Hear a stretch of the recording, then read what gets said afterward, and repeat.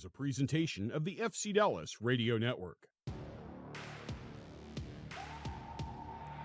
Patrickson will take it from the opposite side, in swinging service, whipped in, more air underneath this one towards the back post. Uragide scores! Osaze Uragide in the big moment gives Dallas the lead. As things stand, they're in the playoffs, and what a moment.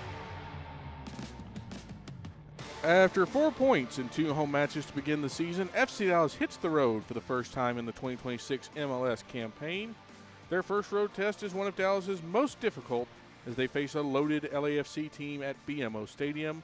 The Black and Gold are 2 for 2 in the win column to begin their campaign, including an opening day win over reigning MLS Cup champions Inter Miami. It's Sun and Buanga versus the perfect Parrington as FC Dallas takes on LAFC tonight.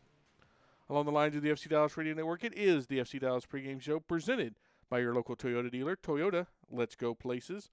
On tonight's presentation, we'll have the sounds of tonight's matchup. You'll also hear our commentary team for the evening. Ryan Figert and Steve Davis joining me.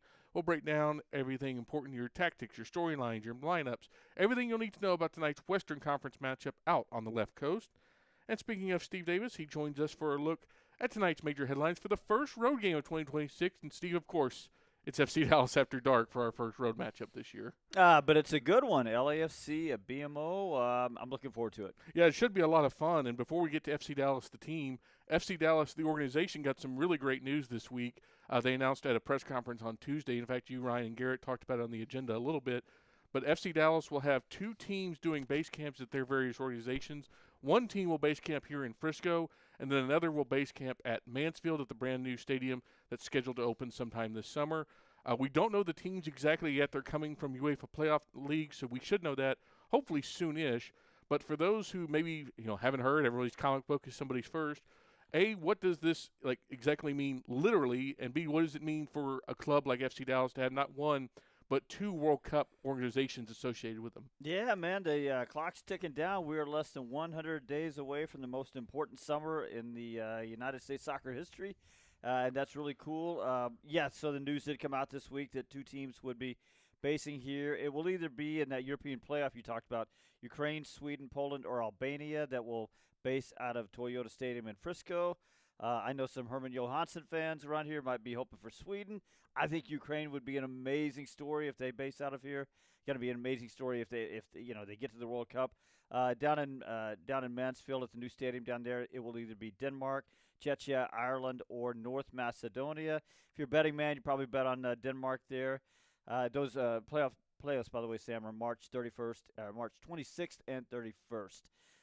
That will determine who is coming into the World Cup. And then as far as what it means for the World Cup effort, look, North Texas has such a big part of this whole World Cup. 9 matches, the International Broadcast Center, Fan Fest down at Fair Park for 34-plus days. You got teams like Netherlands, Argentina, England, Croatia, probably Spain coming in town. So training bases, man, it's cool, but it's just really a nice cherry on the cake. Yeah, I mean, Dallas is really going to be one of the biggest hubs. It's like that in New York City and maybe even Atlanta getting a lot of great publicity, and Dallas getting 2 more teams in the North Texas area is just a huge feather in the cap. Congrats to the North Texas Sports Commission and everyone involved, because it's not just a single person, it's a group effort, and they've done a lot of great work to get it here. Well, let's bring it back to Football Club Dallas, who does play tonight, and they're going to be out in L.A. And, before we dig in the nitty-gritty, there's a big kind of cloud hanging over this club in the sense of they've never won at BMO Stadium as it's currently constituted. 1 draw, that was the opening year of LAFC, but 6 losses since. There's been a couple close calls. In fact, me and our friend Mark Falwell were on one, I believe it was 2022, where Nkosi Tafari was fouled, and that there's a couple other things that happened that probably should have been at least another draw, if not a full-on win. But this is something that, we've heard Eric Quill talk about wanting to cast off old narratives and establish new benchmarks. I don't know if they're going to tonight, but it would be a very, very good thing if Dallas could, at the very least, doesn't have to be pretty, just squeak out a win tonight to reverse this curse. Yeah, for sure. Look, it's absolutely a tough test. I don't know that maybe besides going to Miami, if there's there are many tougher tests in Major League Soccer. Maybe you'd prefer it to come a little bit later in the season, but I don't know. The West looks pretty strong this year. I think they're going to be tough tests, and the thing is, you can't avoid them. So you may as well go test yourself out there. It was interesting, Quill said this week that, he wants the team to visualize winning. He said, quote, no more going there to exist and suffer. He wants them to try to play on the front foot. He wants them having an aggressive mentality there. Now, can they do that? Well, we'll find out because, you called LAFC loaded. That was a good word.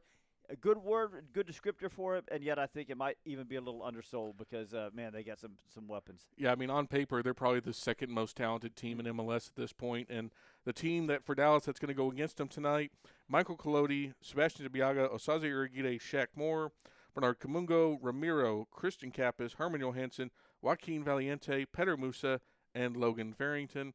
And the big news there, Steve, Joaquin Valiente, the TAM signing from this big offseason, is in the starting lineup. He played about 30-ish minutes last week off the bench in relief of Patrickson. And, that was obviously a weird game because nothing happened for large stretches of it. But, man, we'll talk a little bit about it in our third segment. But this is a big moment for the 24-year-old coming in, not just for his first start, but on the road against a really, really good LA squad. This is what he was brought here to do. He wasn't transferred in from South America to sit on the bench. He didn't get a big run last week, and I'm a little surprised to see him start. I'll talk about that in a minute, but we don't know much about him yet because there wasn't a lot of offense on either team's part last week, kind of a defensive stalemate. But that said, I didn't see anything not to like. And usually when players come in and they're not going to make a big impact, you can sort of tell right away, like, okay, he's going to be a guy, but he's not going to be a dynamic impact and difference maker. But I didn't see any signs of that. So I am a little surprised that he's starting tonight simply because I think there's going to be a lot of defending to do against this loaded LAFC attacking unit. And, picking your players when it comes to defense is all about trust, not trusting, but trusting that they understand the system, trust that they understand how the rotations work, trusting that you've seen them play defense, sort of under pressure. So clearly Eric Quill trusts him. And I think we're going to find out a lot about him tonight. So it's curious you mentioned that. Obviously Valiente, one of the trademark signings this winter, him and Herman Johansson, who we'll talk about in just a minute. Do you think this says more about Valiente and what Eric Quill has seen in him, in the short time he's been here? Or maybe is it he doesn't have as much confidence in the other 10s that we might have thought coming into 2026? It's a good question. I'll take it another place. Is it that Eric Quill is telling his team what I just said? He's not going there to, as he said, exist and suffer. He's going there to try to win the game. And what better message to show your team, hey, these aren't just words. We are going there to win the game. I believe we can win the game, and I'm going to put our best attacking player on there because we got to score goals to win the game. So maybe the message is to his team that we're not just going to defend. This guy was brought here for offense, and that's what we're going to try to see tonight. And if you're going to start Valiente playing Ramiro and Christian Kappas behind him, it's probably going to be the best thing that sets him up for success when it comes to defense and organization.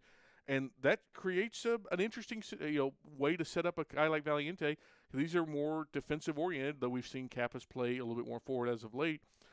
There's a real chance that, in 6 or 7 weeks, this could be seen as Dallas's best midfield triangle they have available to them. Oh, I think there's no doubt. And if you look at it, Ramirez is going to sit the deepest. That's his best role. Valiente will probably play the furthest forward.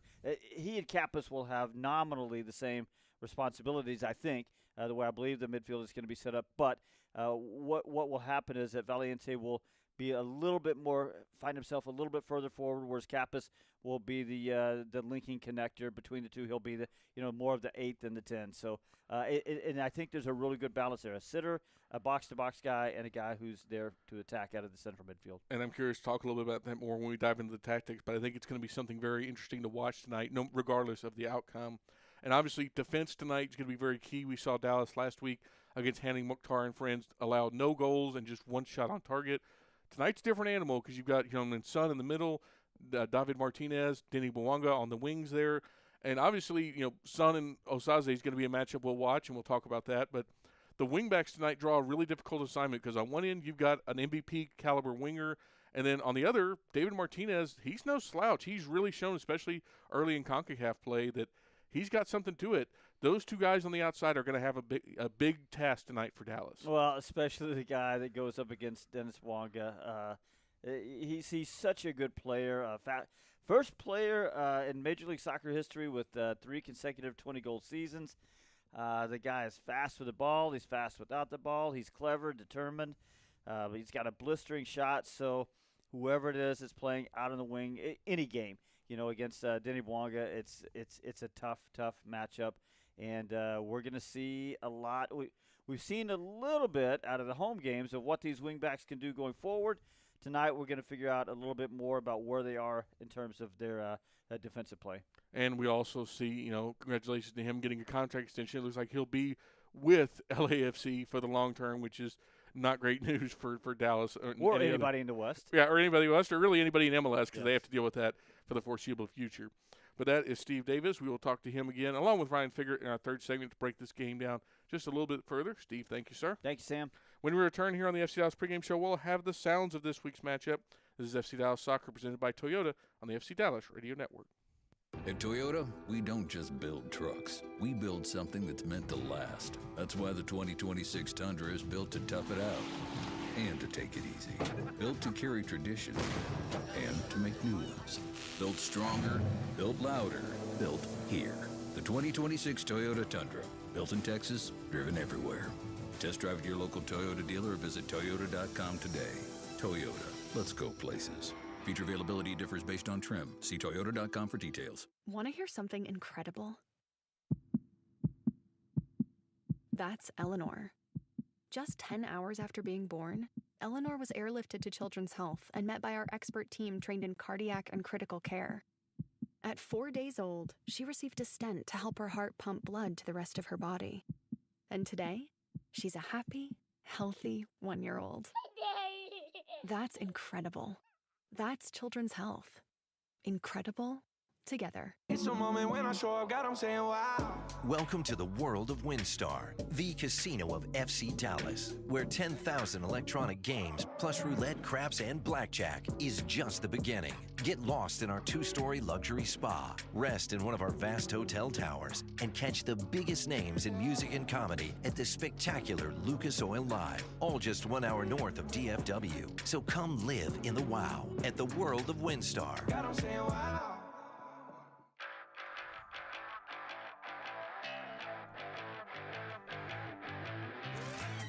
Winner, winner, Chick-fil-A dinner. All season long when FC Dallas wins at home, fans win free Chick-fil-A.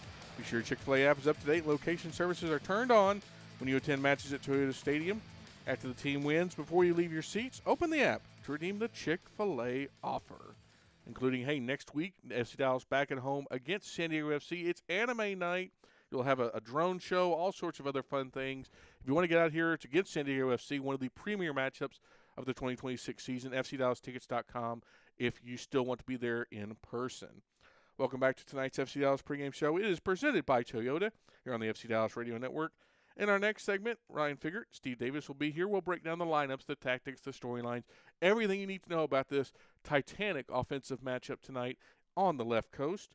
And while we have a moment, let me remind you about the FC Dallas Radio Network podcast feed, which is your hub for everything FC Dallas audio. Of course, you'll get the post-game show there after we finish it up live tonight. Highlight, stats, analysis of the game that was in 30 minutes or less.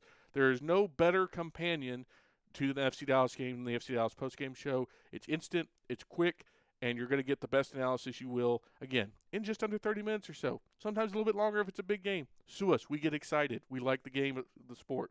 But, of course, every week, almost every Wednesday, the FC Dallas agenda goes live. That's Ryan, that's Steve, that's Garrett Meltzer, the FC Dallas Insider. They give you some more long-form analysis. They give you some thoughts on the league at large. If you get big World Cup breaking news, you're going to get that there too. And, of course, big interviews. Eric Quill, Andre Zanata, Peter Musa. We've had Shaq Moore on the show recently.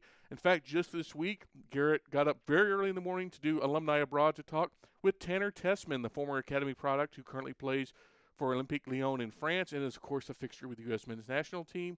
Of course, that comes out every Wednesday, give or take. Keep an eye on the channel there. We try to get it out to you every Wednesday. And, hey, if you're not subscribed yet, first off, go subscribe on your podcast app of choice, Apple, Spotify. We are everywhere. Just type in FC Dallas Radio Network and just hit subscribe. It's free. That's the best part. But keep your eye on the feed because there may be something new coming soon. I don't want to make any promises just yet, but we might have something a little fresh, a little hot for you coming later this week as we debut maybe try something new. Just keep your eye on that. But hey, regardless of whether that happens or not, FC Dallas Radio Network podcast feed, you're going to want to be there. It's the best hub for FC Dallas audio you're going to find in this universe. But let's get you to the sounds of this week's match, and they are from FC Dallas manager Eric Quill and wingback Herman Johansson.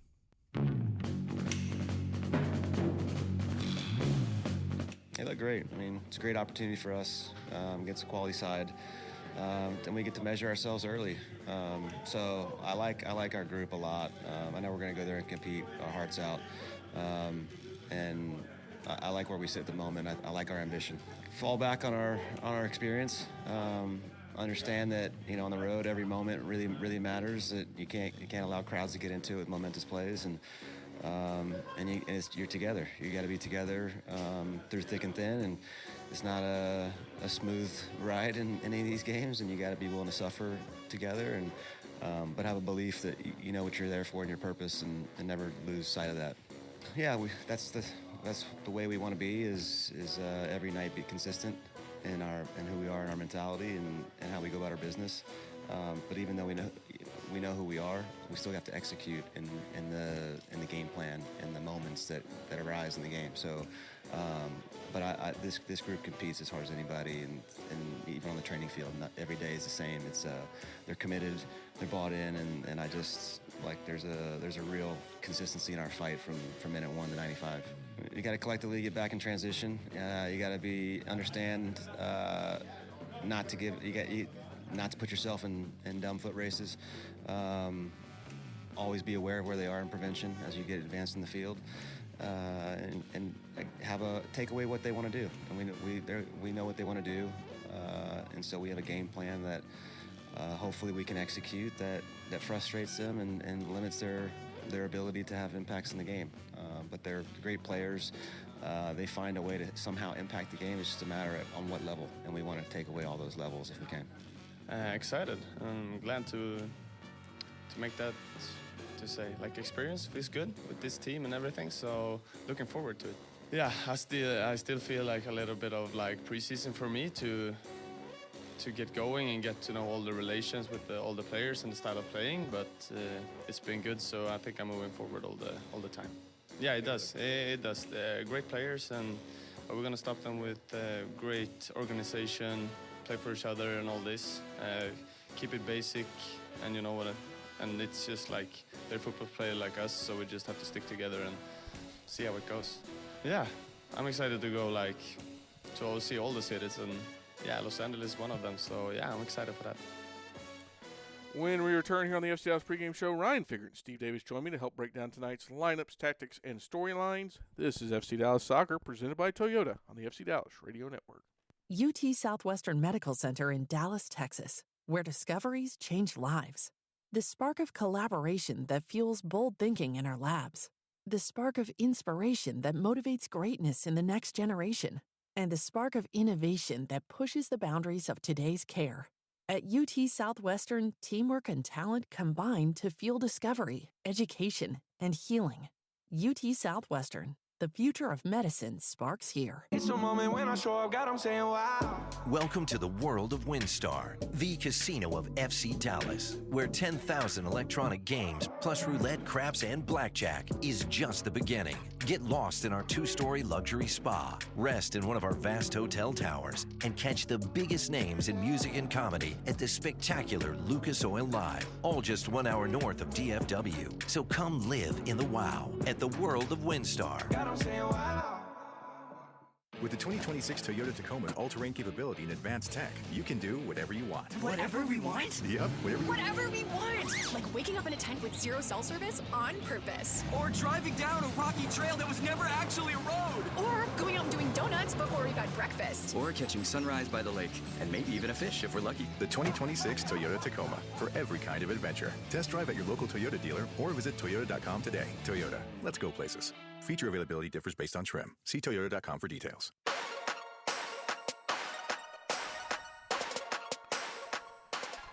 Welcome back to the FC Dallas pregame show here, presented by Toyota here on the FC Dallas Radio Network. We've got just under 20 minutes from kickoff at BMO Stadium. So let's go ahead and get you the starting lineups for tonight's matchup. And those starting lineups this evening are brought to you by Advocare. We'll start first with the home side, LAFC, and first-year manager Mark Dos Santos. It's an unchanged 20 from last week's 2-0 win against Houston, where they drew 2 red cards against the Dynamo. It's Hugo Lloris in net for the black and gold. Sergi Palencia, Ryan Porteous, former FC Dallas man, and Kosi Tafari, and Eddie Segura on the back line for LA. Mark Delgado, Timothy Tillman, and new DP Ed Stefan Eustachio in the midfield. And, of course, the top 3 is the deadly part here for LA. Denny Bwanga, Heung-min Son, and David Martinez left to right across your video screen. And now let's bring you the starting lineup for FC Dallas and second-year manager Eric Quill. Michael Collodi, goalkeeper, Frisco, Texas. Sebastian Ibiaga, center back, Duke University. Osaze Origide, center back, Netherlands, Nijmegen. Shaq Moore, right back, Fort Lauderdale, Florida. Herman Johansson, wing back, Sweden. Christian Capis, midfielder, Houston, Texas. Ramiro Benetti, midfielder, Brazil. Bernard Camungo, I'm a winger, and I'm from Abilene, Texas. Joaquín Valiente, mediocampista, Uruguay. Logan Farrington, striker, Racine, Wisconsin. Petar Musa, forward, from Zagreb, Croatia. And the reserves tonight for Dallas, Lalo Sapubakar, Ron Benjamin, Lucius Don Dietzen, Patrick Sindelgado, Ricky Lewis, Sam Sarver, Nolan Norris, KK, and Eric Dimora, a short-term call-up from North Texas SC. Now let's bring in the voices of tonight's matchup here. It's FC Dallas After Dark. That means it's Ryan Figert and Steve Davis. And Ryan, we talked about it last week. This is the start of 3 really important matches for Dallas. Last week was the first. They draw Nashville at home, a pretty positive result, all things considered. Tonight might be the hardest one because it's on the road against a really good LAFC team where you also haven't ever won. And obviously San Diego next week at home will be no cakewalk, but on the road against an LAFC team in a different time zone, boy, that's just a challenge and a half for the Toros. Absolutely, and I'm excited to see where they stack up, and I think Eric Quill is in that same mindset of, hey, I believe that, and this is me being Eric Quill, I believe that we can compete at this level, but we haven't shown it yet. We haven't done it against the elite teams in the league, and so that's what they have the opportunity to do tonight. Like you said, I think if you look at the entire 2026 MLS schedule, this is the hardest singular game most likely on the whole schedule. So it's an opportunity where you go, and if you put up a good performance and you come away with a point, you're ecstatic. If you win the game, you've made history. But even if you show well and you show that you're ready to compete on this stage, and you don't, as Eric Quill said, you don't go there just to suffer and exist, I think that's a win as well. It doesn't this early in the season, I'm not too focused on the result, although, man, the result would be really exciting to get as well. I don't like to speak for our gaffer, but, man, I think he'd be very jealous if he had your hair situation going on. I don't think we'd see the red cap if that was the case, but that's neither here nor there. You know, Steve, in a matchup like this, obviously it's very early in the season. We're still kind of poking around, learning about all the teams in MLS, but this is an FC Dallas show. So what do you think, regardless of outcome, that, you know, we can learn about FC Dallas tonight? You know, even if maybe they say they pull a draw or win, like what can they learn about themselves this evening? The most obvious thing, Sam, is that we're going to learn if they're going to be a tough road team again this year. I mean, last year, talk about an improvement. Go from 9 to 23 points last year, a 14-point improvement on the road, fourth best in the 15-team West as far as road records. So we're going to find out if they still got that dog mentality away from home. I suspect that I see no reason to think that they will not have that. So that's the first thing we're going to learn.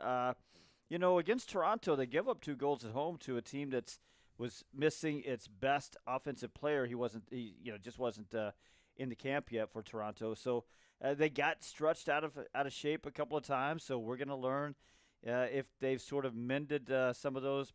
It's sort of darned the socks, darn the holes in the socks, so to speak. So those are, I would say, 2 important things that we're going to learn about them tonight. I did not expect a knitting reference on tonight's pregame show. Nor did I, but there it is. But I love it. No, I love it. It just goes to show you always have to tune in because you never know what you're going to hear. And that 23 points, by the way, I was checking a little while ago. That is a club record for most road points. So, yeah, improvement to say the least, historic to say something else. And what may end up being historic, though I kind of doubt it, Ryan, is Joaquin Valiente's debut tonight. He played 30 minutes last week in the Nashville draw. He gets the start tonight. And I know there's probably going to be a lot of people who go, man, that's kind of quick for a guy like that. But this was the marquee signing of the offseason so far, knock on fake wood. It's not totally surprising that after what I thought was an underrated 30 minutes last week, he's in the starting lineup because Eric Quill is here to win. Yeah, I mean, if the team goes on to get a result, then I think we can categorize it as historic, certainly. But I'm not surprised to see him in 11 just because of how Eric Quill has spoken about him from the moment that he set foot in Frisco. He loves Joaquin Valiente. He loves his work rate. He loves the way he knits the play together. And so him going in there alongside Ramiro and Kappas, the two guys that Eric Quill undoubtedly trusts the most in the middle of the field in this roster, it's not a surprise to me. I think those two guys give him a platform to be successful, and he's going to be important in terms of can the team maintain even 40% possession at LAFC tonight? Can he find moments where just to take the pressure off the team by keeping the ball and being tidy with it, switching the play from one side to the other, and then can he find the killer pass, whether it's over the top, whether it's into the feet of Musa, as I said, switching the play to one of the wingbacks. He's got a big role to play tonight, and we'll see what his fitness is at. If he can go past the 60-minute mark, that'd be great, but clearly Eric Quill has a lot of trust in him, and he's thrown him straight into the 11 in a big game tonight. And, Steve, it's going to be a big matchup, thing to watch because obviously Valiente getting his second taste of MLS action, but he's going up against in two MLS regulars in Timothy Tillman and Mark Delgado, and also a legit DP midfielder in Stefan Eustachio, who's getting his first taste of the league. That's a pretty tough assignment to come in there. I just wonder what that's going to look like as someone that has seen a lot of those other two players. We don't have a great idea of what it's going to look like because, again, we only saw him for about half an hour last year talking about Valiente. But, look, it is a very tough matchup. Tillman and Delgado are two really good, high-level, two-way midfielders in Major League Soccer. And if the people that haven't seen the Canadian international, Stefan Eustachio, I think he's a terrific player.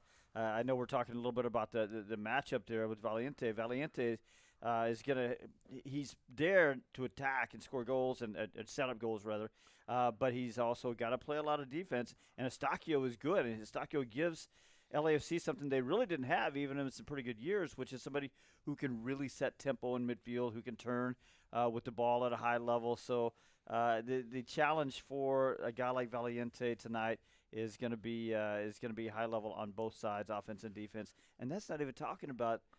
We really haven't even mentioned that much Bouanga and Son and the matchup problems they pose. Yeah, we'll get to that in a second, but I did also want to point out just on the tactical side of things, last week we saw when Valiente came in, he was playing sort of off to the side of the midfield triangle. I wonder if they'll switch to the double pivot tonight with Valiente as more of a central number 10, just so that he can defensively be in the same area as Eustachio. We saw last week, I don't think Corcoran necessarily cut the game open very often in the middle of the field for Nashville, but he had a lot of time.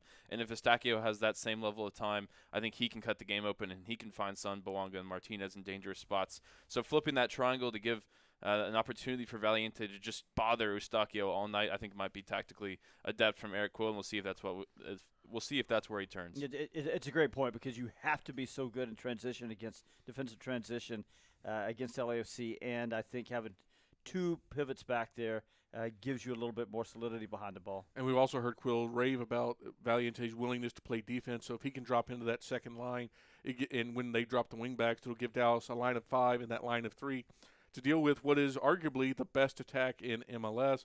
Obviously, that guy named Messi, anyone that you put him next to, I think any two of us could probably look a lot more lethal if we played next to him.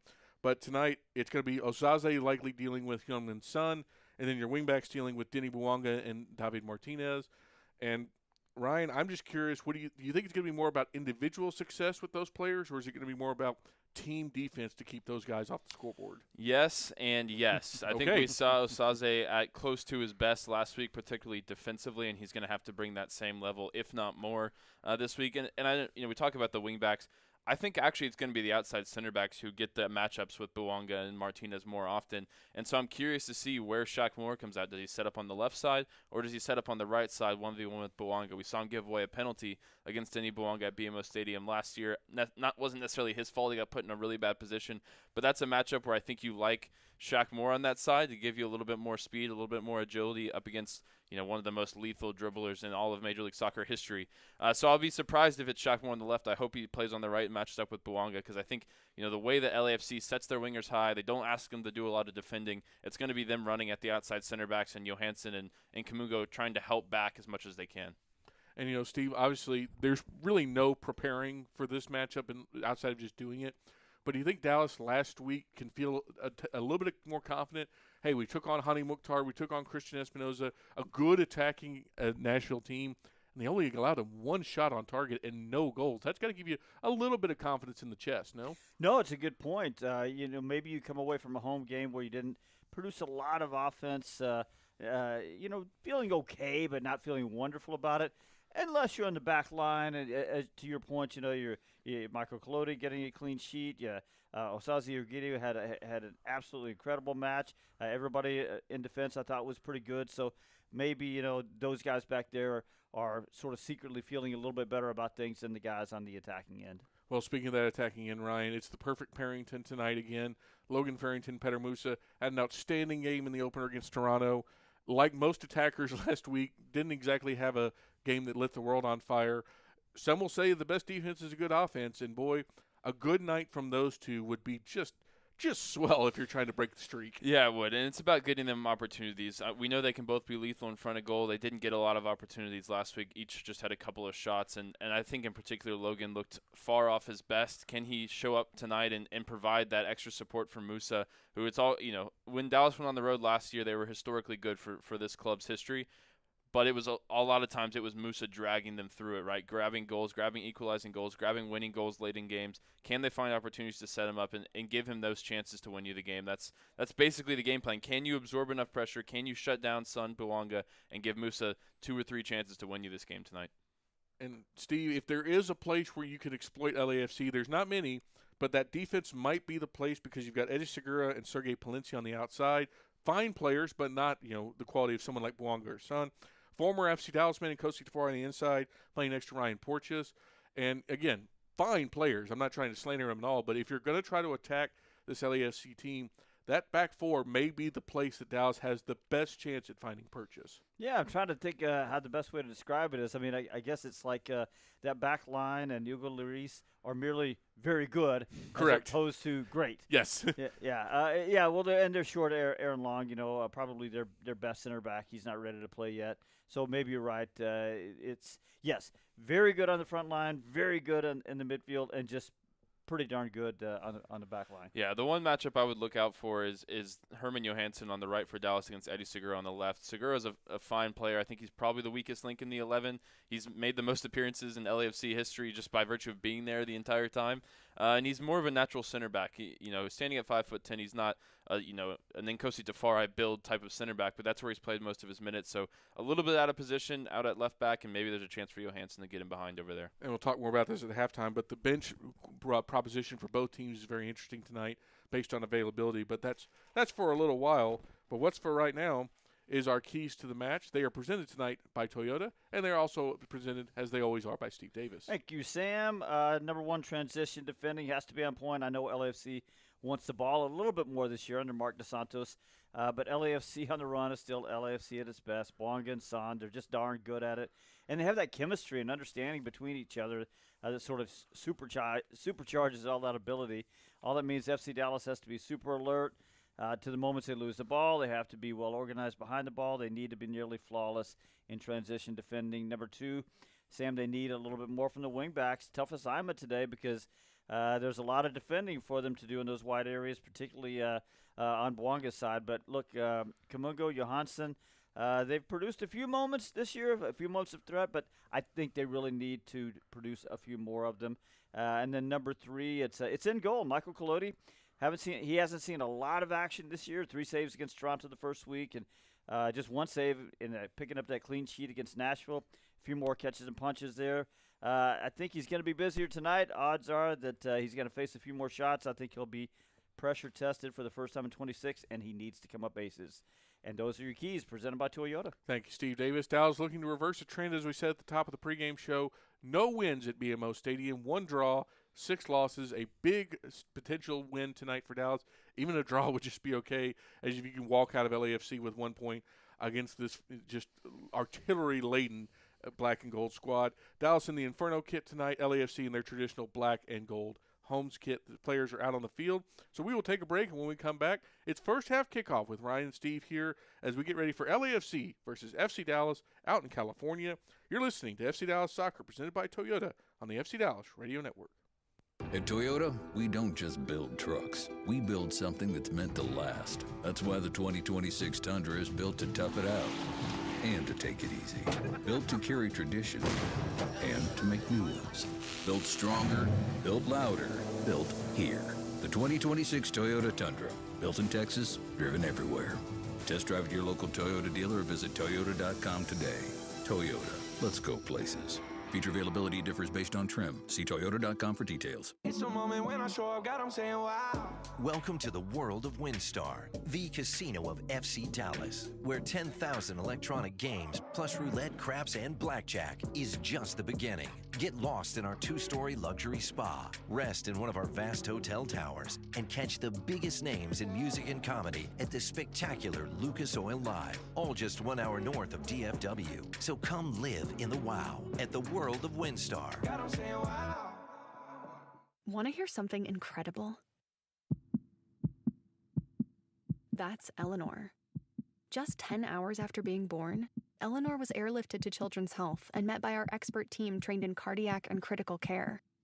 At 4 days old, she received a stent to help her heart pump blood to the rest of her body.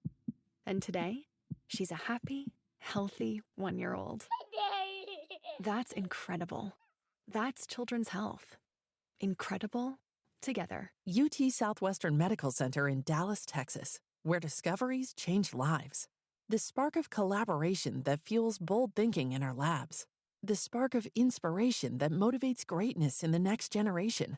And the spark of innovation that pushes the boundaries of today's care. At UT Southwestern, teamwork and talent combine to fuel discovery, education, and healing. UT Southwestern, the future of medicine sparks here.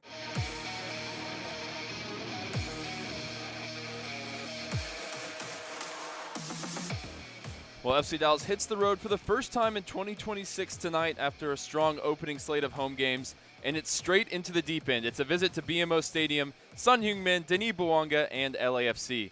Eric Kuhl called on his team this week to approach the night with the mindset to make history, and if they get a result, that's what it'll take. Since this building opened in 2018, Dallas has a solitary point in 7 visits. Ryan Figert here on the FC Dallas Radio Network, joined as always by Steve Davis. And Steve, when Dallas last visited LAFC in 2025, it was for all intents and purposes the end of part 1 of the Eric Quill era. It was a team meeting after that defeat at BMO that brought the group together before they went on to produce the results we saw down the stretch and into the playoffs. It feels like now this version of FC Dallas, forged in the summer heat of 2025, looks to prove they belong on the big stage in 2026. Well, what perfect symmetry it would be, right? That if that was the last time we saw that previous version of FC Dallas, maybe the new version that we saw all of last year, we've seen this year, all of the second part of last year, and we've seen so far this year in the young season.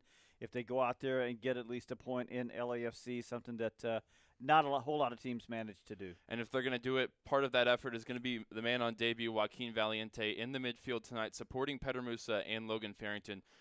Early in this game, what's it going to take for him to get his feet underneath him in such a big venue, such a big matchup? Look, I hope that he just I hope that he plays the game and not the moment. I hope that he understands that he was brought here for a reason. The team trusts him, the coach trusts him, and he doesn't try to do too much. I think maybe the first 10 minutes he just needs to be solid defensively, connect a few passes, get his feet underneath him. And as we talked about before, you know, even the most experienced players, when they're getting their debut or the first start with their new group, you know, there's a lot of pressure on it. So I think just ease into it. Eric Cole has talked a lot about earning their respect on the national stage. There's no bigger opportunity than when you go to a Miami, to an LA. It seems like that's on the mind tonight for FC Dallas. And that, like I said, it's always been Petter Musa that dragged them to these road results, coming off a historic record in 2025 in which they set a new points mark in club history for road results. It's Petter Musa who's going to be central tonight, Steve, if they have a chance to do it again. I don't care who's dragging him into a point. Musa's a good one to do it. So if that's what it takes, then more power to him. It's Drew Fisher, the referee, in the middle tonight. Jose Carlos Rivero is the VAR. Not too far from us, set up in Arlington, Texas, as Heung-min Son leads out LAFC tonight, supporting in the attack, of course, with Denis Bouanga and David Martinez. Get a look at Bouanga, the only man to make the best 11 over the last 3 seasons, scored 20-plus goals over the last 3 seasons. He's frequently terrorized Dallas in that time as well. LAFC in their traditional black and gold. Dallas in the Inferno kit with the gray and red. So we're going to look at Petter Musa Strong start to the season for him against Toronto with 2 goals. Everybody in Dallas colors held off the board against Nashville in week 2. As Drew Fisher puts the whistle to his lips, Dallas will move from right to left here in the first half. We are underway from BMO Stadium as it's dropped back to Michael Collodi, decked out in all green. He goes long. Musa immediately climbing up on the back of David Martinez, commits the first foul of the game in the opening seconds. Also in the opening seconds, spotting something interesting here. Johansson is lined up on the left. We'll see if it's something they just start with and flip them really quickly. But it's Bernie Kamungo on the right wing back and Johansson on the left. And then sort of wondered about this. Ibiaga's playing left center back. Shaq Moore, as you guessed correctly, is on the right. We saw Dallas experiment with the flipped fullbacks in preseason. It's the first time we've seen it in Major League Soccer. First time we've seen Joaquin Valiente from the start as well tonight. So a couple of new pieces and tweaks and tactical wrinkles for Eric Quill. As Nkosi Tafari gets his first touch, the former Dallas man rolls it over to his center back partner, Ryan Porteous. Tafari under pressure from Musa, goes long. Johansson is up against Palencia. He heads it out for an LAFC throw and towards Eric Quill's tactical area. Clear night, beautiful night for soccer in LA, 66 degrees and clear skies. Palencia looks for options with a throw, finds Eustachio, lifts it towards the front line, headed back his way by Ibiaga. Now Eustachio switches the play. Kamungo thought about biting on the pass, but now has to chase back against Bouanga. Wide on the far side, Bouanga tiptoeing the sideline. 1v1 here with Kamungo, drop of the shoulder, gets to his right foot, finds Tillman, corner of the box. Keeps it moving, David Martinez, top of the D, swings it over to Palencia, early cross. Flashes through harmlessly, and Collodi will pick it up to take the goal kick. Field Mike's picking up the 3252. That's the supporter section there at BMO. Very good voice as usual. LAFC looking to set a new record for consecutive wins to start a campaign. They're 2-0 in MLS play, 2-0 in CONCACAF Champions Cup play as well. Yet to concede in Major League Soccer in 2026, as Valiente can't connect with Johansson. It's sent down the line, Sun battling with Ibiaga, but the South Korean star is offside.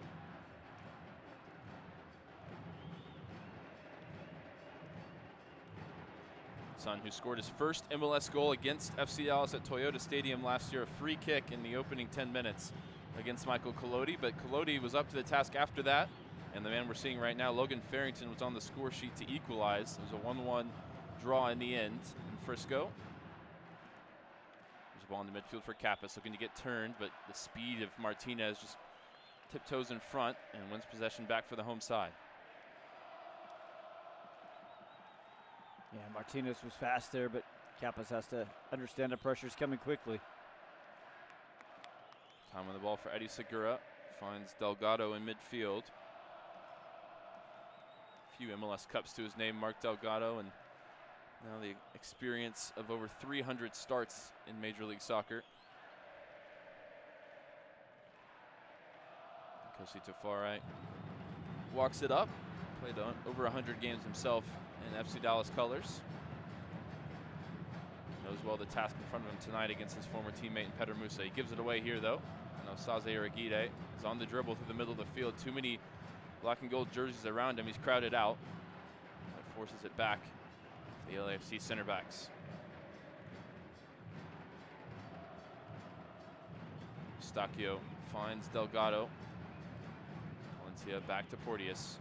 Two very different games for LAFC to start their campaign. They absolutely roasted Inter Miami on the counterattack at the Coliseum in week 1, 3-0 with 35% possession. Here's Eustachio looking to go direct. In behind for Heung-min Son.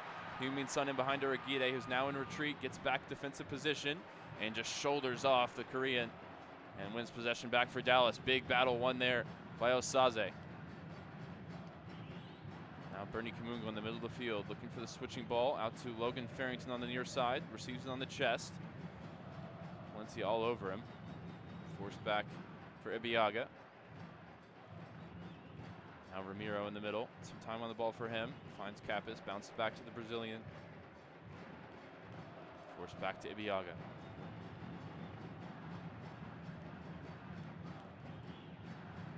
Well, we know Son is looking for his first goal of the season. He's Going to be asking questions all night. First question answered, though, by Osaze. Ibiaga up against Martinez, tiptoeing the line, finds Farrington. Nice pass into feet.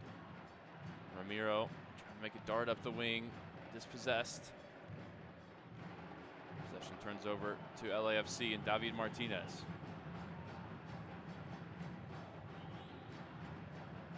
Delgado into Sun, dropping off the front line. Sun gives it away to Musa. Musa head up, options either side, waiting for the supporting runs, dribbling himself out towards the right. Drop of the shoulder leaves Delgado in his wake. Now a chance for Valiente inside the area. Cutback ball looking for Farrington is intercepted by Porteous. And now going the other way. Sun looks like he's pretty clearly offside here, but in any case, it rolls through for Michael Collodi. Brian, it's early, but already Ramiro, Osaze, and Kappas have given up balls right in the midfield. Dallas just has to take a little better care of the ball in there. Still marveling at how much space Musa created with the step over against Delgado a second ago. Ibiaga standing on it on the halfway line. Out to Johansson, left wing back. I liked the choice a minute ago from Valiente. He just didn't quite get the accuracy on the pass. Ibiaga over the top for Farrington. Farrington, though, was not back in an onside position. Let's talk about the inverted wingback, Steve. How does that make life easier, and how does it make life more difficult on the guys playing out wide for Dallas tonight? We'll see, but you know, you never really know what the coach is looking for there. Sometimes inverted wingbacks. I'm gonna let you take this here. Long ball from the goalkeeper, director of the top for Bawanga. Uragide fouled as he got his body in the way. Sometimes inverted wingbacks, it's playing to the skill set. Sometimes it's about creating the right kind of attacking matchup. Sometimes it's about creating the right kind of defensive matchup. Sometimes it's about the players around you. You know, you got other attacking outside backs maybe. So we'll see what if we can pick out what Eric Quill is looking to get out of this. Ramiro lifting it out towards Valiente, who's popped wide right, just about unable to keep it in play.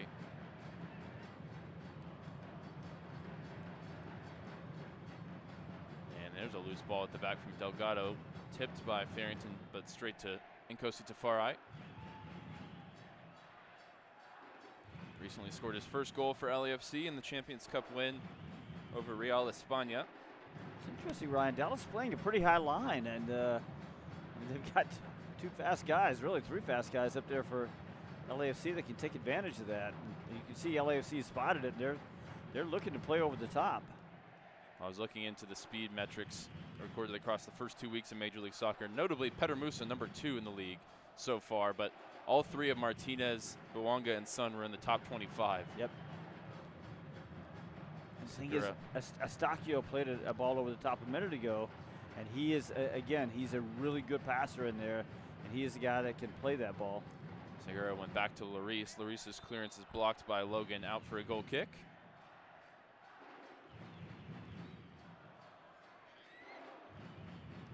Both teams unbeaten coming into this game. LAFC with 2 wins, Dallas a win and a draw.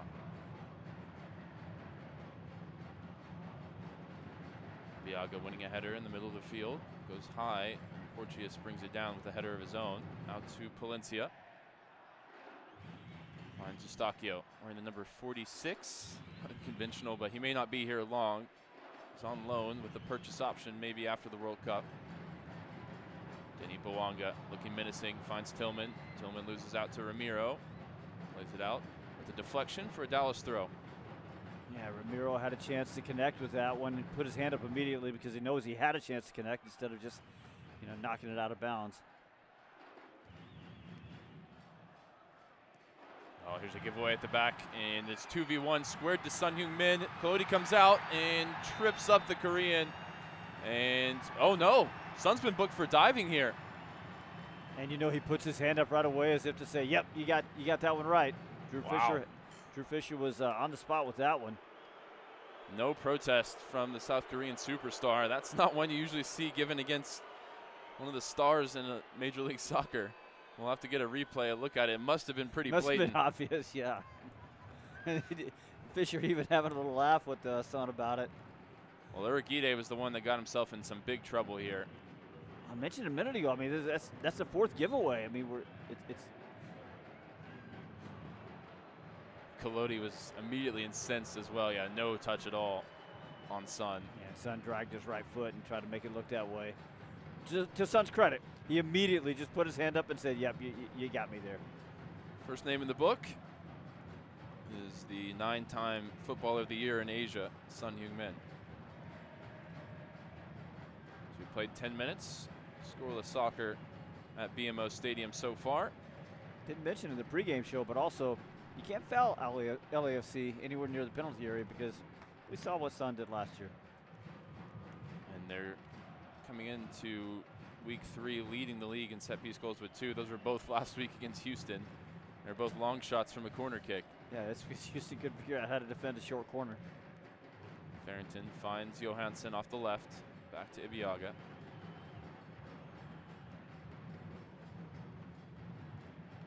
Ibiaga out wide for Logan. Back to him. Former LAFC man, MLS Cup champion in the black and gold. It's back for Colodi, who goes long, looking for the run of Kamungo. Battling with Segura. Second ball falls for Musa. 1-2 between he and Kamungo. Musa now top of the box. Looks to go past Tafari. He gets it clear only as far as Ramiro. Farrington looking for Musa. Sliding intervention from Tafari. Here's Kamungo, top of the box. Overlapping run from Valiente. Cutback ball is sort of scrambled clear by LAFC. And that was a nice attacking moment there from Dallas 11 minutes in. Yeah, good combination. Working that right center channel almost leads to something.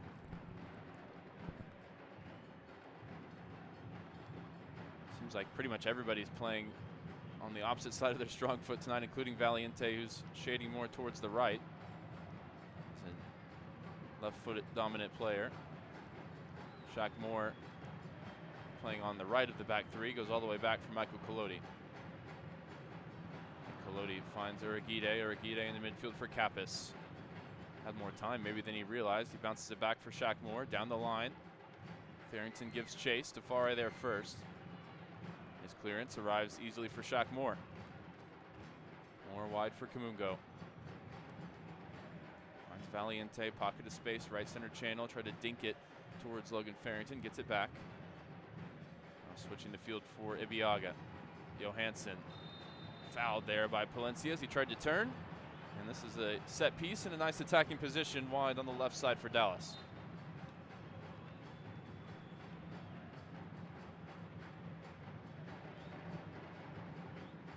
Now Johansson using that big body, just getting the position right, getting position on Palencia.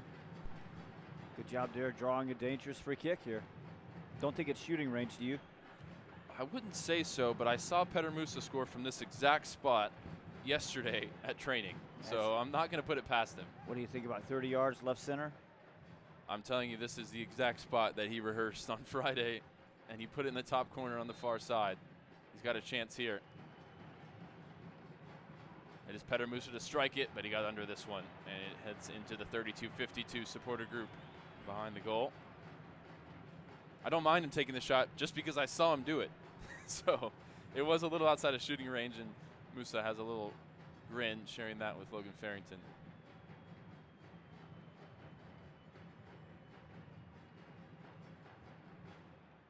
LAFC goes short from the goal kick, and Kosi Tafari ball at his feet. Dallas are going to let him have some time on the ball. He goes out to Bouanga, who's fouled by Shaq Moore. Dallas not really pressing. They're setting up Farrington and Musa centrally and just trying to keep that first ball to go into Eustachio and letting him set the tempo. Drew Fisher not happy with the quick restart for LAFC. He's going to make him do it again. I like that, by the way. I mean, let Palencia and Segura try to work the ball out instead of going through those midfield, those central areas. Again, it's Tafari standing on the ball with the nearest Dallas player 10 yards away, offering him that opportunity. And there's a giveaway from Segura off his weaker right foot, plays it straight out for a Dallas throw. Shaq Moore then plays it off Bouanga for another chance. Shaq Moore, Osaze for sure. I think the FC Dallas back line, they just got to make quicker choices with the ball.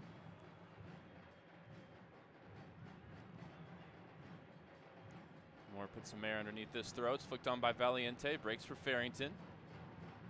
Finds Valiente, corner of the 18. Lost his footing, but still found Musa. Musa 1-2 with Ramiro. Here's Petter Musa, top of the box. Petter Musa rolls it towards Herman Johansson, but it deflects, and it ends up comfortable for Hugo Lloris. Musa had a steam there and took the first touch beautifully, and then it just got away from him. Tried a little toe poke and couldn't even reach it. I think they're finding him in better spots than they were able to against Nashville at home last week. Maybe in part due to the inclusion of Valiente in the lineup. He's connected with him a couple times through 15 minutes.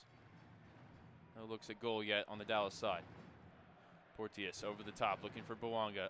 Kamungo got his body in the way, got a touch. Breaks for Sun. Sun 1-2 for Tillman. Tillman's chipped ball is intercepted. And now Kamungo just has to poke it clear. Didn't get any distance behind the clearance. It's Martinez now. Out to Palencia. Palencia for Eustachio. Eustachio lines up the shot from distance, blocked by Kappas. And the rebound spins towards Valiente. Ramiro crowded out there by 3 players. Here's Sun now, top of the box. Sun for Bouanga. Shackmore steps in the way. Second ball contested, and Shackmore sends it down the field, out for an LAFC throw. No, deflected.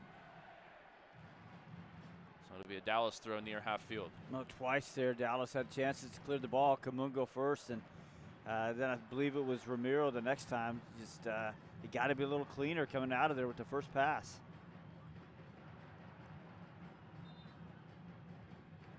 Well, 2026 season tickets are on sale now. It's the best way to experience FC Dallas soccer, from a complimentary Apple TV subscription to discounts on concessions and much more. You can become a part of the FC Dallas family and find the membership that's perfect for you at fcdallas.com/memberships. I saw a quick replay. It was Valiente that wasn't clean with that second pass there. Here's Farrington along the left side, matched up with Porteous in the wide areas. Into the feet of Johansson, holding it up here.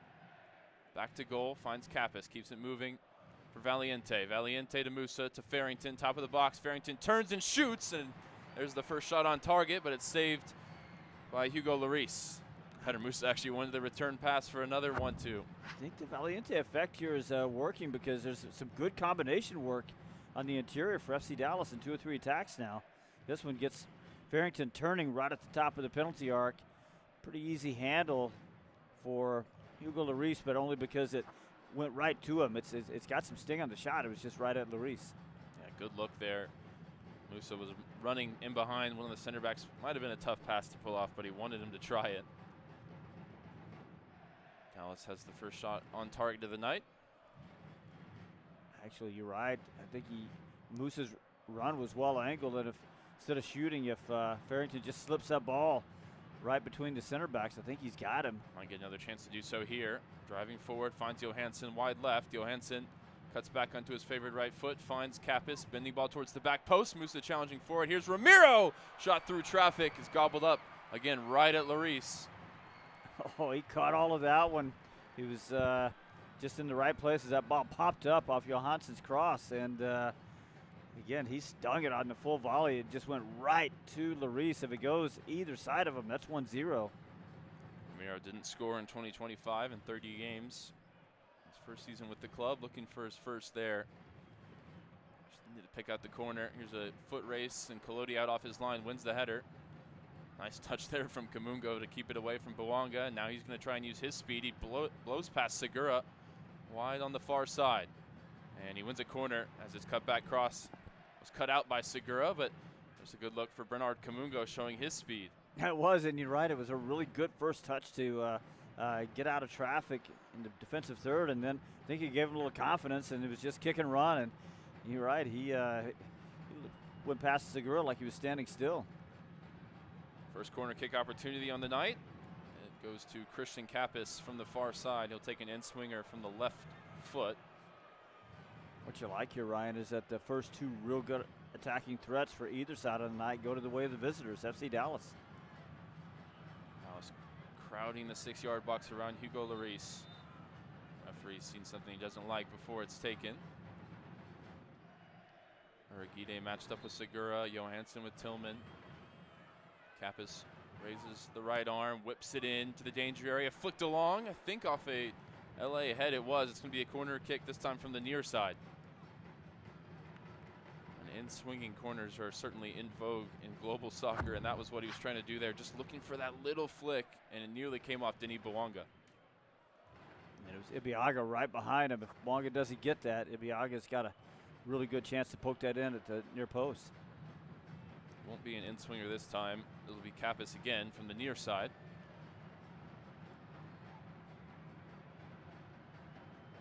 Second straight corner kick here in the 20th minute. Referee's going to get another word in here. Kappas' delivery left a lot to be desired, so he won't mind a second chance at it. Yeah, Kappas, you're right. Dallas catching a break there because Kappas didn't come close to clearing that first man.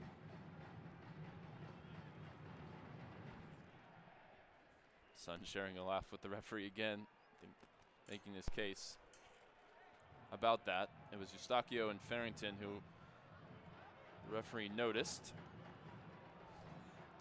Eustachio and couple Farrington. mustaches yeah, on I was those going to two. say that. Yeah, they need to be marking each other. Mustachio, Eustachio. Kappa's second chance at it. Whipped in towards the penalty spot. Tafari wins the header. Kamungo launches it back to Shackmore, who just launches it back up to the front line. Uragide loses the header there to Porteous. Breaks for Ramiro. Ramiro fires it into the feet of Musa. Fires it in his right.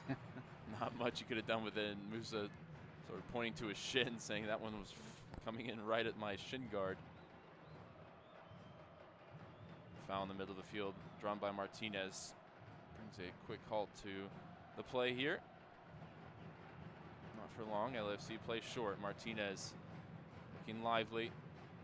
Out to the opposite side, looking to return it to him is Bouanga, but Kamungo steps in the way. Bending ball up towards Farrington, is headed away by Tafari. Eustachio, Delgado, Tillman combining in midfield, but lose out to Kappas. Now here's Petter Musa. Musa puts it out to the left side, but Johansson wasn't advanced enough to receive it. Need to wait another beat there to give the Swede a chance to join the attack.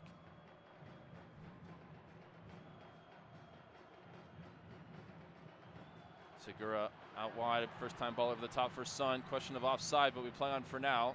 Son Heung-min, top of the 18. Waits for support, finds Bouanga. Bouanga on the overlap, big save, Kolodi. And again, appeals for offside. Looks like the flag never came up. And so that is a goal-saving stop from Michael Kolodi, picking that one out of the bottom corner. Dallas playing that high line, and they're sort of inviting that, and almost got burned that time. I would have put money on Dennis Bouanga. I was ready to call that a goal. It's a big, big save. You're right, from Michael Kolodi. Getting down really quick and low with the left hand. Crucially pushed it wide of any onrushing attackers. Here's the corner kick. Whipped into the near post. A couple of touches along the way. And Kamungo got there ahead of Bouanga, and then he was fouled by the LAFC number 99. Good start so far for Bernie Kamungo, I'd say. Moments both with and against the ball. Playing on the opposite side. He's played the first two games. Here's Johansson, who's doing the same on the other end. He went first time in behind, and it's easily picked off there by Tafari.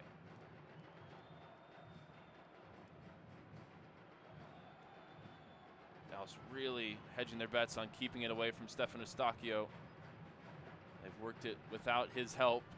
Out to the opposite side for Segura. Dallas getting back in their defensive shape now as Eustachio finally gets the touch. Quick exchange of passes with Sun, who dropped off the front line. Dallas pressed that time aggressively, really for the first time tonight. Tafari in the center circle. Porteous out wide right for Palencia. Closed down by Uragide. Easily blocks the cross, out for an LAFC throw.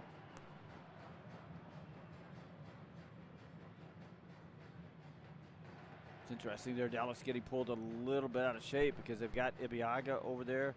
They've also got Johansson over there, and somehow out on the wing it was Osazi that had to come out there and defend that. Both teams with a shot on target. Dallas with 2 through 25 minutes. Best look of the game was Denis Bouanga, saved by Kolodi. Dallas had a couple of pretty good looks. It just they're right smack at Hugo Lloris in goal.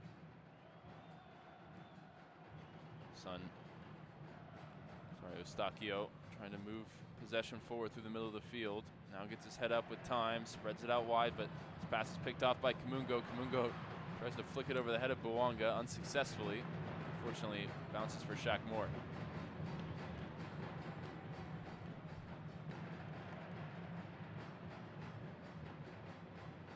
Valencia on the halfway line into Eustachio. His face said it all there as he gave the ball away. Unfortunately, breaks back for him. I think he was happy with his pass. He just realized as he was hitting it that nobody had made the run to that area.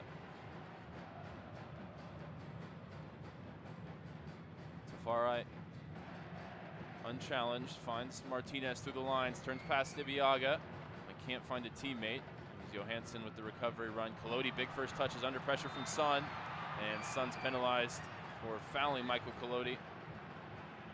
Those two have had a couple early run-ins. I mean, Collodi there, I understand what he's trying to do, but he's got to understand how fast Son is, how fast Bouanga is, how fast Martinez is. He's got to be extra careful back there. It's a good pass back from Herman Johansson. He just takes a heavy touch. Yeah, I think with most players, when you see them with a head of steam, straight line speed, you can easily just sort of move out of that path. But with Son, he bends his run so well, he put him under pressure right away. Long ball, header won by Musa, sets it down for Valiente. Valiente looking for Farrington. Decent pass. Porteous waiting for Lloris. Eventually has to play it back to his goalkeeper and send it long. Valiente can play these little combinations because he knows where he wants to go with the ball before he gets there. So he's playing very quickly, and it's triggering these quick combinations. Kappas into the feet of Farrington. Dallas keep possession now. All kinds of time and space for Valiente, driving through the middle of the field. Out wide for Kamungo, corner of the 18. Bringing Kamungo onto his left foot, takes the shot, and it's blocked behind for a corner. As a couple Dallas players asking for the ball there from Bernard. Well, I said he had a good start, and he did, but that time, that situation was just begging for a quick decision as Dallas was on the break there. And you're right, Valiente had 20 yards in front of him, moves the ball over to Kamungo, and Kamungo sort of dwells on the ball just a little too long, so he's lucky to get the corner kick out of it. Kappas across the take, had a really good service from this side already once tonight. Eustachio and Farrington resume hand fighting. Crowd at the near post, and that's where we whipped it in. Lloris with a two-handed punch, breaks for Kamungo, top of the box, big save, Lloris again. And if Dallas can put any of these shots a couple yards to the left or right of the World Cup winning goalkeeper, they'd be leading. That one right at him, but with plenty of pace behind it. Another corner kick coming. Yeah, 100% agree with that assessment, Ryan. But I mean, they're getting these shots. They're getting some pretty good looks against LAFC and Hugo Lloris. And the odds are one of them is going to find their way in. Two really good in-swingers from Kappas already tonight. Another chance from the far side here. Whipped in with pace towards the near post. This time uncontested. Lloris makes the punch. Breaks for Kamungo. Bending ball in towards Uragide. Oh, it just evades his forehead and goes behind for a goal kick. Those two nearly connecting. Uragide has shown a propensity for the big moments, scoring at Miami and Vancouver last year. Wasn't far away this time. I mean, that is a good ball from Bernie Kamungo. He's in that right center channel. He pulls the ball over on his left foot and puts it right at the 6, and Uragide just barely misses it.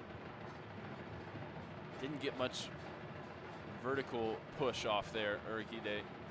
He was sort of having to go into diving header mode as well.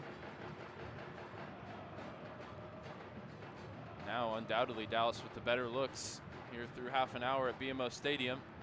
We know how quick LAFC can strike. Here's the ball over the top for Bouanga, headed away by Shaq Moore. Now towards the Dallas forwards, but it's chested down by Porteous. Eustachio on the turn, wide for Palencia here on the near side. Takes it into the Dallas half.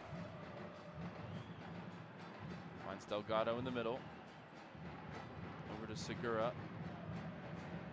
Tillman for Bouanga.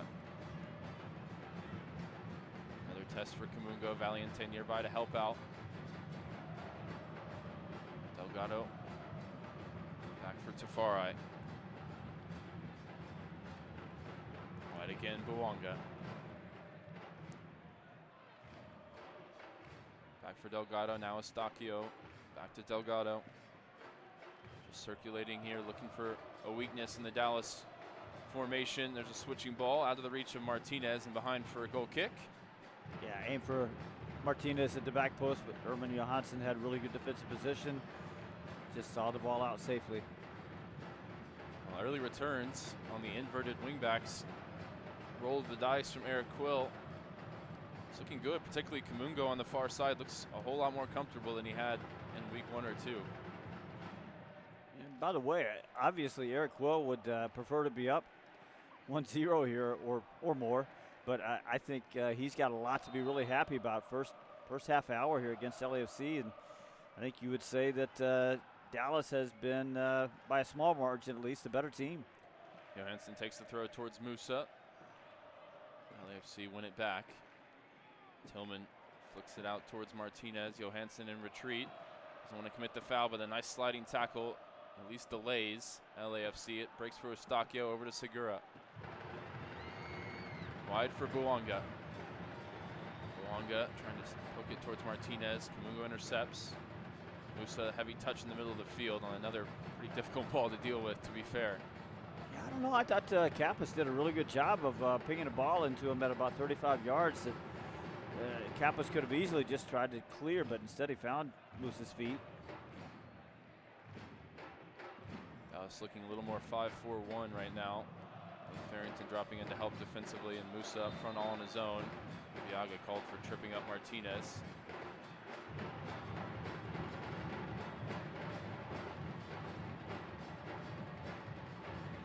Touches for Logan Farrington in the early action. Just the 10 for Sun Heung-min. That's a good sign for Dallas.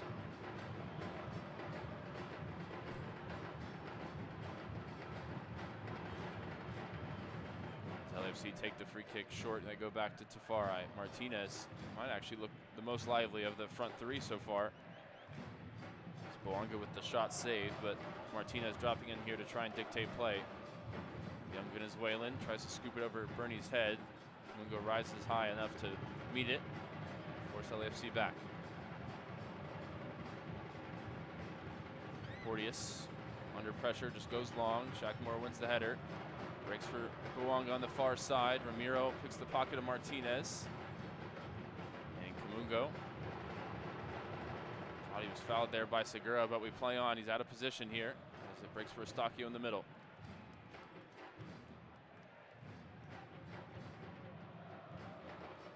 Delgado for Segura, approaching the attacking third here. Quick combination in behind for Segura on the overlap. Left-footed ball chipped in towards the back post. Big collision of bodies, but it's Johansson with the telling touch. Put it behind for a corner, and thankfully he does stand at about 6'3", 6'4" there. He wasn't going to be beaten in the air. Yeah, but it's tough because that ball is dropping right in at the back post, so he's got to be so careful that he's not heading that ball into his own net, especially with Palencia right on his back and knocking him into the net. Surprised this isn't called a foul against Palencia. Instead it'll be a corner kick for Bouanga. Outswinger from the near side. Whipped in low and hard to the top of the box. We've seen this one time, maybe 2 times before last week. Dallas was alert to it. Now it's with Sun wide right. Back for Estacchio, bending ball towards the back post. Tafari nods it towards goal. It's on target, but it's comfortable for Collodi. Don't know what we're referencing. 2 goals last week on the road at Houston, who ended up playing with 9 men by the end, and they were both short corners taken, rolled to the top of the box. Delgado had a shot from distance to open the scoring. Estacchio closed the scoring out with about a 25-yard screamer, and that's what they were trying to set up there again. Yeah, and in both cases, they had time and space to shoot, but I mean, Estacchio's ball was still a heck of a shot. You called it a screamer. That's exactly right.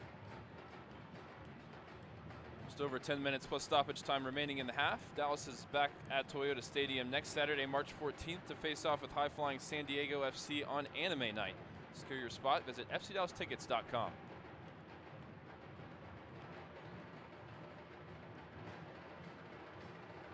Dallas in possession with Ibiaga. Back to Collodi, closed down by Sun. Collodi sends it long, challenging for it Musa, but shielded away from it. It breaks for Tafari. Dallas doubling up. LAFC's 3 shots right now. Dallas with 6 shots. By the way, LAFC will come to town on September 26th, and some limited tickets are on sale now for that one. You can head to the FC Dallas social media pages to find those links. Be in town when Belonga and Sun come to Frisco. Wide free kick coming for LAFC as Kamungo tripped up David Martinez on the far side. They had him doubled up there. I'm not sure that it was a foul that needed to happen. Martinez just has those moments, those sparks where he really jumps off the page with his quickness. 20-year-old Venezuelan has attracted the attention of scouts worldwide. They're just waiting for him to develop the end product.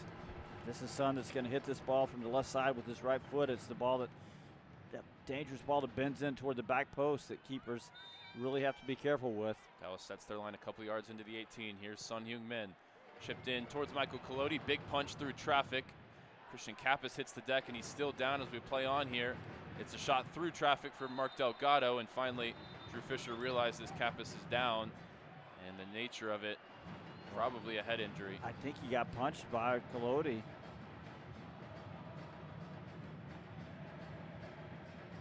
Yeah, Collodi's looking a little more apologetic than normal. He kneels down with Kappas prone on the turf. Hard to say. He did. Maybe he collided with Tafari. No, he got hit by Collodi.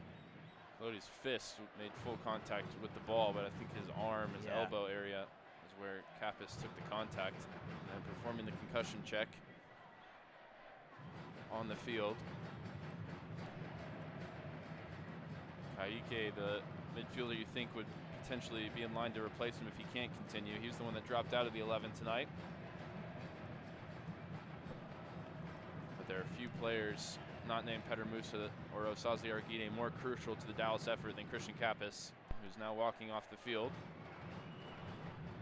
See if he's fit to continue.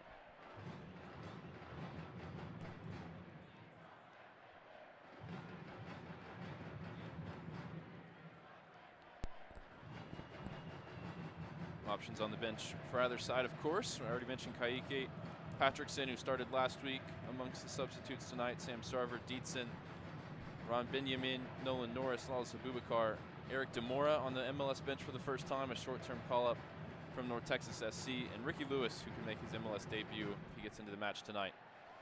Anderson Julio not appearing in the 20. Picked up a little injury in training this week. Now is temporarily down a man as Kappas is undergoing those concussion protocol tests, and Martinez going to ask questions here, dribbling through the 18, gets it towards goal, and I don't think anybody was really appealing for a corner kick, but that's what's been given. Seemed like a shot that just skewed wide. Kappas is now waved back on. I think I saw a touch. We'll see. Catch it on the replay here. Yeah, no maybe. touch. I don't know. I thought I saw some kind of weird bounce in there. Both Bouanga and Sun standing over this corner kick. Bouanga walks away. Collodi unhappy about something. Referee's going to have another conversation. He's had quite a few of these now on either side of the field. Will we have a game this year where Osaze Arguide is not called over, and given a little talking to, and defending a corner kick? And if he plays all 34 games, I don't think we will. The answer is no. Sun in swinger, dangerous ball sent in, huge punch from Collodi, plenty of distance behind this one, and no teammates impacted. Wide with Martinez on the follow-up. Whipped in off the left foot towards Tafari, and emergency defending from Uragide. Puts it behind for another corner. Knowing Nkosi Tafari as we do, no love lost in these matchups, but nothing against Dallas. I think he just loves to play the villain. He'd love to get on the score sheet, I know. Looks like the flag went up on that one. Yeah, Tafari slipped in offside. That's why Uragide was sort of put in a weird position there and having to defend a little awkwardly because Tafari was behind him. So we're in the 40th minute. This feels like a big 5 minutes in the game If Dallas can get to the locker room at least tied here, scoreless, they'll have a lot of belief after this first half. We've seen how LAFC can strike in a moment. They're looking to do so here. Well, until about 5 minutes ago, you would have said if LAFC can get to the locker room scoreless. Martinez dueling with Kappas in the middle of the field. Now some help from Farrington, and Kappas comes away with it. He's whistling for a foul. I'm sure I saw too much in that one. It'll be a free kick. I think that was one of those Lifetime Achievement Award fouls where he sort of halfway fouled him about 4 times. Porteous to far right. Valiente threatening the press, then backs off. Pretty clearly, Dallas is going to let Nkosi have the ball. Gets it wide for Bouanga. Back for Delgado. Segura bringing it up the far side for LAFC. Finds Bouanga. Bouanga, loose pass there, turns it over to Musa. Back for Kappas. Kappas looking for an outlet. Goes on the dribble. Eustachio on his case. Wide for Kamungo now. Kamungo has the beating of Segura for speed. Cuts back this time. Ramiro, first time ball into Musa. Looking to find Valiente just off the mark. And LFC get it back to Larice, who sends it long. Musa's generally a really good passing striker, and just been a little off tonight. Viaga finds Ramiro, middle of the field. He's allowed to turn. Swings it out to Shackmore on the far side. Valiente. Kappas finds Bernie Kamungo, who can drive forward now. Up the right for Dallas. Cuts back on Segura. Finds Valiente again. Valiente over to Ramiro. Now wide for Johansson. Ramiro switching ball. Looking for Kamungo. Brings it down corner of the 18. Blows past Segura again. On his right foot. Lifts it towards the back post. Bodies hit the deck there as Farrington got tangled up with Palencia. It's retrieved by Johansson. Now Ramiro into Valiente. Valiente gets it back to Ramiro. Ramiro from 20 yards finds Musa. Musa top of the 18. Stabbed out towards Farrington, but again off the mark. Not for the first time.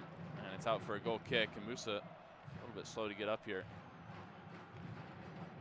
Valiente is really active in there. It hasn't really come to much yet, but as I said, he makes quick decisions in there. Musa, who along with Sam Sarver celebrated a birthday this week. Happy birthday to those two. The Moose turning 28 years old. Poised to play a role with Croatia at the World Cup this summer if he can keep this form going and keep himself in the national team picture. Right now, Dallas at 45% possession. It's always hard to say. I don't think that's too bad. Tillman on the turn, looking to feed it through for Son. It goes through comfortably for Michael Collodi. I said in the pregame show I'd be happy with 40. I thought that was low, honestly. I think 45 is I think it's a really good number for Dallas. LAFC, not a traditional possession-based team, but they have added a little bit more of that to their game with Mark Dos Santos, the first-year manager, and Eustachio in the middle. Here's a switching ball out to Kamungo on the far side. 1-2, gets it back, finds Logan Farrington 20 yards out centrally. Too many bodies around him there, too slow to find a teammate. Turns it over, and now a chance for LAFC to run in transition. It's 4-on-4 with Kappas on the wrong side, out to Son on the far side. Up against Uragide, step over to his left foot. Big save, Collodi with the outstretched left leg. Second big stop for the Dallas homegrown goalkeeper. And the first time Dallas has really been exposed in transition, and you're right, that's Logan Farrington dwelling with the ball at the top of the arc, and then it just when he loses it, it sets LA off on the run. 2 big saves now for Michael Collodi in half. Eric Quill told us, well, the most dangerous LAFC are is when you're attacking their goal, and that's what we saw in that exact instance. If you turn it over in a bad spot, they've got runners ready to go, and it was Son there who got to his left foot. Uragide doing enough to make it a bad angle, and Collodi keeping up his end of the bargain with the save. Yeah, you're right. By the time Son pushes the ball by him, runs around Sazi Urgide's right side, he's about 3 yards off the end line. Viaga back to Collodi in the final seconds of the 45. See how much is added on here. Yeah, we had the 1 injury stoppage for the head check for Christian Kappas. A yellow card out of the pocket for a foul here. I believe it was Shaq Moore, a little too overzealous in the challenge. And now that's one to watch. He fouled Bouanga, and now he's going to have to get Bouanga for most likely 45 more minutes as he's been booked. Bouanga's staying down right now. Oh, he caught him top of the foot, the ankle. Oh, he did. I think he actually got right on top of the foot. That's one of those where you get all your money's worth out of the yellow card. 2 minutes added on. Bouanga still receiving treatment. If you're just joining us, we talked about this in the pregame show. Dallas with a decent record against LAFC all time when you include both home and away, 4-7-3. 0-1-6 all time with just the one draw at BMO Stadium. The lone result coming in 2018, a 1-1 draw in their first ever trip to, at that time, the expansion club. Yeah, you say they've never won at LAFC. It's a little misleading because, as you just said, LAFC only getting established in 2018. The top scorers for either side no longer with their respective clubs. It was Chicho Arango, who was a Dallas killer, 5 goals in LAFC colors, and Jesus Ferreira had 3 in his time with the club against LAFC. Including a pretty nifty free kick goal. Bonga's up to his feet now. We've seen over a minute tick off of the 2. They'll add that back on. 2 minutes starts when this ball is played by Sun Heung-min from the far side.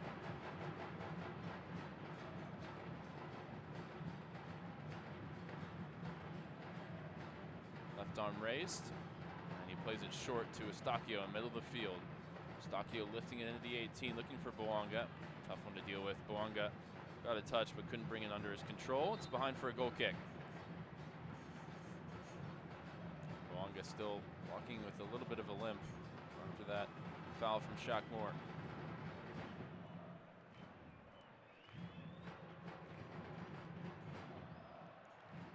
Besides a little bit of sloppiness in the middle of the field in the first 5-6 minutes, and that one moment where they almost got exposed in transition, I think Dallas not a lot to dislike about this first half performance. Probably just about a minute to play as Musa flicks on the header from the goal kick. Fight for the second ball. Johansson's wrong side of his man there, and he commits the foul against Tillman. Clean sheet last week at home against Nashville, looking to continue that shutout streak into the break here at LAFC. Aliente just nipping at the heels of Delgado. Managed to maintain possession. Porteous finds Tillman. Wide for Palencia. Down the line, Ibiaga matched up with Martinez. Ibiaga leaning on the Venezuelan and putting it out for a throw. Taken quickly back to Delgado. Three Palencia. Eustaquio for Delgado. Much time do we have left to play of stoppage time? No more, says Drew Fisher. Right on 48 minutes played in the opening frame, and Dallas heads into the break scoreless, knotted up with LAFC on the road at BMO Stadium. A lot to talk about. We'll break it down on the halftime show, and then we'll take a quick break. Step aside. You're listening to FC Dallas Soccer, presented by Toyota on the FC Dallas Radio Network. With the 2026 Toyota Tacoma all-terrain capability and advanced tech, you can do whatever you want. Whatever we want? Yep, whatever we want! Like waking up in a tent with zero cell service on purpose. Or driving down a rocky trail that was never actually a road! Or going out and doing donuts before we've had breakfast. Or catching sunrise by the lake. And maybe even a fish if we're lucky. The 2026 Toyota Tacoma, for every kind of adventure. Test drive at your local Toyota dealer or visit Toyota.com today. Toyota, let's go places. Feature availability differs based on trim. See Toyota.com for details. UT Southwestern Medical Center in Dallas, Texas, where discoveries change lives. The spark of collaboration that fuels bold thinking in our labs. The spark of inspiration that motivates greatness in the next generation. And the spark of innovation that pushes the boundaries of today's care. At UT Southwestern, teamwork and talent combine to fuel discovery, education, and healing. UT Southwestern, The future of medicine sparks here. It's a moment when I show up, God, I'm saying wow. Welcome to the world of WinStar, the casino of FC Dallas, where 10,000 electronic games, plus roulette, craps, and blackjack is just the beginning. Get lost in our 2-story luxury spa, rest in one of our vast hotel towers, and catch the biggest names in music and comedy at the spectacular Lucas Oil Live, all just 1 hour north of DFW. So come live in the wow at the world of WinStar. God, I'm saying wow.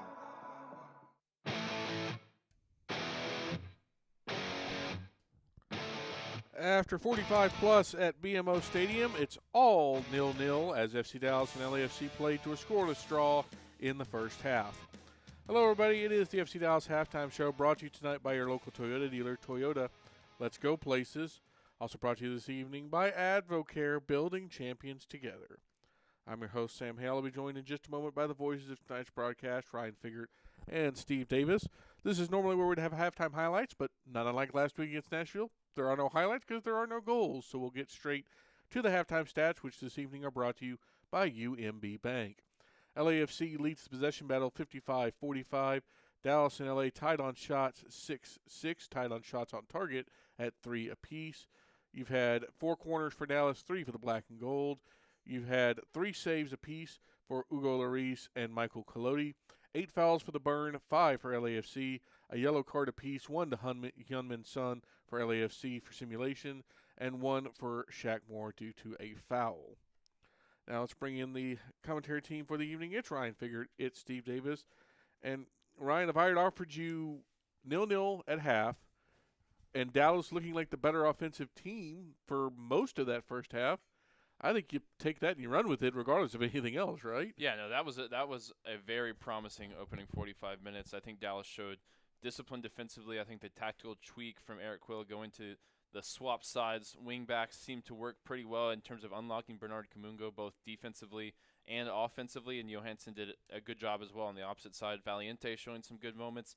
Really, sort of ironically, the thing that we felt most comfortable with in this team was the striker partnership, and maybe that's where they've let themselves down a little bit. Musa a little loose with the ball, Farrington a little bit slow to make decisions at times, and Farrington had 1 shot on target, Musa unable to get 1 on target in the first half. But overall, not much to complain about from a Dallas side outside of, can they find a moment to be clinical and put the ball in the net?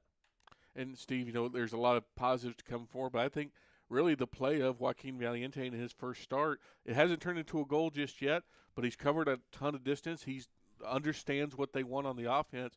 If he continues to grow like this, especially as long as he plays in the second half, it feels like an FC Dallas goal is somewhere in the offing.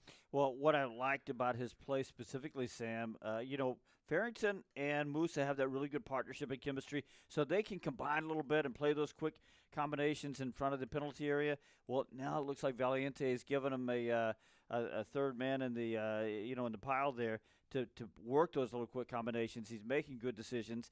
He's got 18 touches, 11 of 16 on his passing, which isn't bad for a playmaking midfielder. A couple of touches inside the penalty area, a couple of passes into the final third. So nothing outstanding, but I would say pretty good so far from Valiente.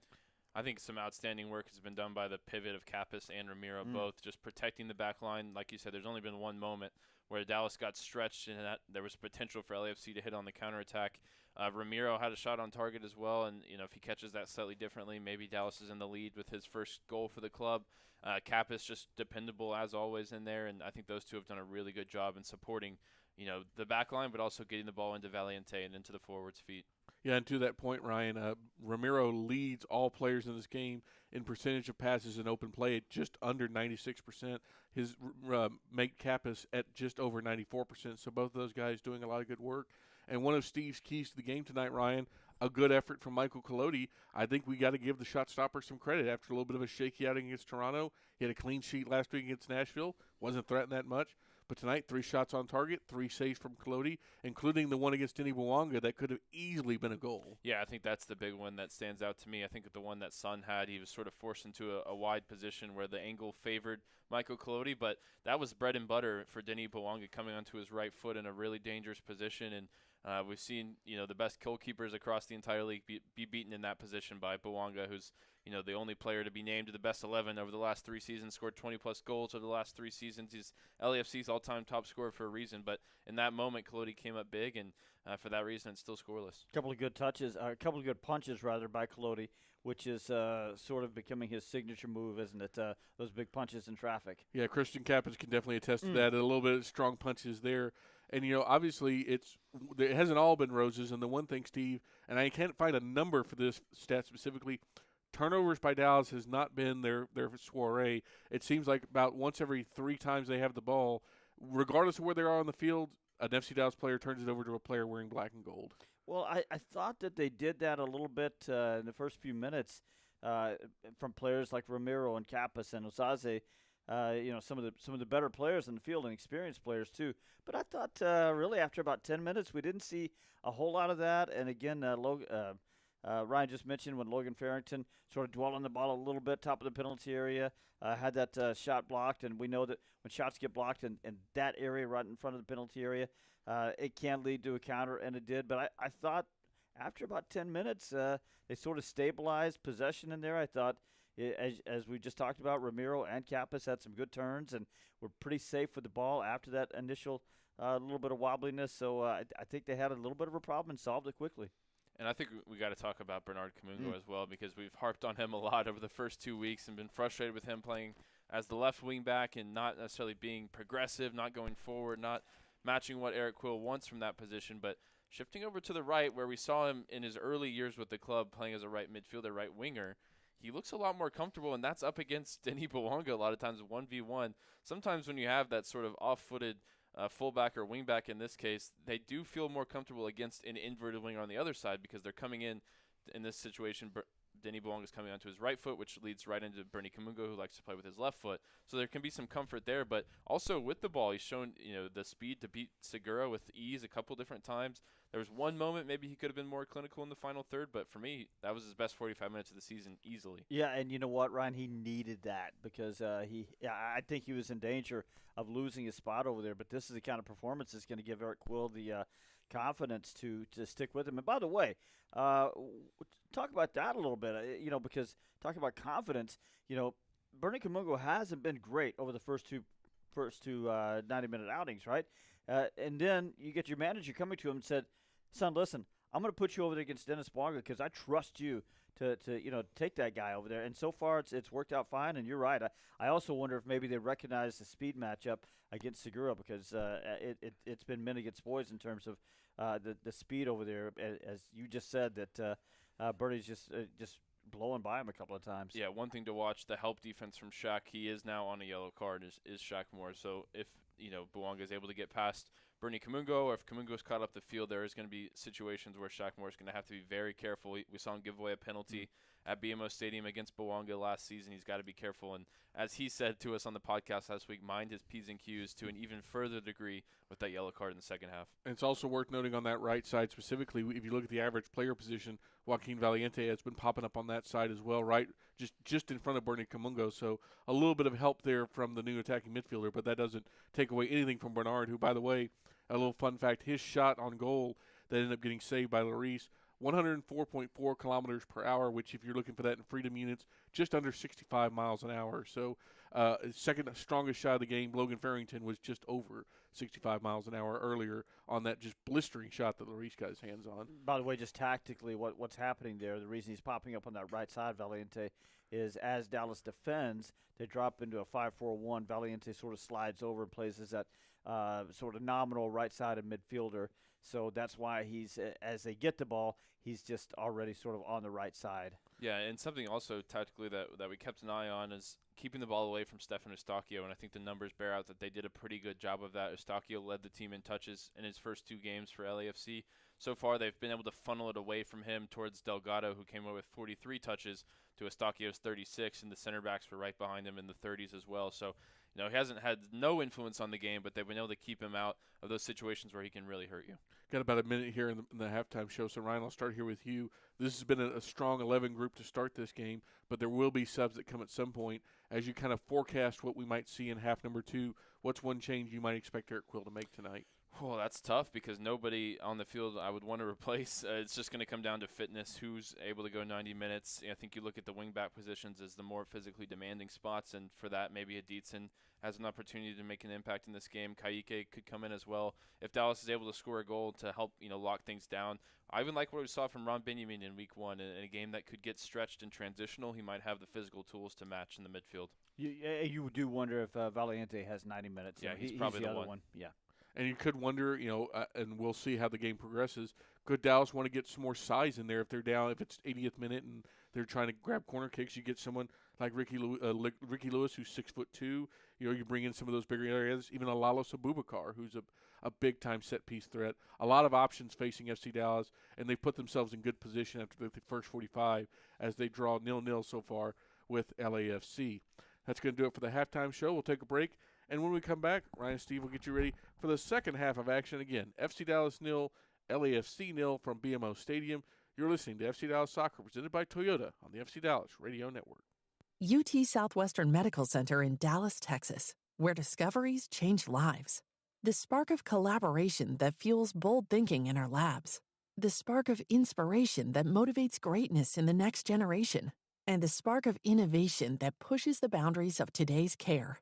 At UT Southwestern, teamwork and talent combine to fuel discovery, education, and healing. UT Southwestern, the future of medicine sparks here. It's a moment when I show up, God, I'm saying wow. Welcome to the world of WinStar, the casino of FC Dallas, where 10,000 electronic games, plus roulette, craps, and blackjack is just the beginning. Get lost in our 2-story luxury spa, rest in one of our vast hotel towers, and catch the biggest names in music and comedy at the spectacular Lucas Oil Live, all just 1 hour north of DFW. So come live in the wow at the world of WinStar. God, I'm saying wow. Want to hear something incredible? That's Eleanor. Just 10 hours after being born, Eleanor was airlifted to Children's Health and met by our expert team trained in cardiac and critical care. At 4 days old, she received a stent to help her heart pump blood to the rest of her body. And today, she's a happy, healthy 1-year-old. That's incredible. That's Children's Health. Incredible together. With the 2026 Toyota Tacoma's all-terrain capability and advanced tech, you can do whatever you want. Whatever we want? Yep, Whatever we want! Like waking up in a tent with 0 cell service on purpose. Or driving down a rocky trail that was never actually a road. Or going out and doing donuts before we've had breakfast. Or catching sunrise by the lake, and maybe even a fish if we're lucky. The 2026 Toyota Tacoma, for every kind of adventure. Test drive at your local Toyota dealer or visit toyota.com today. Toyota, let's go places. Feature availability differs based on trim. See toyota.com for details.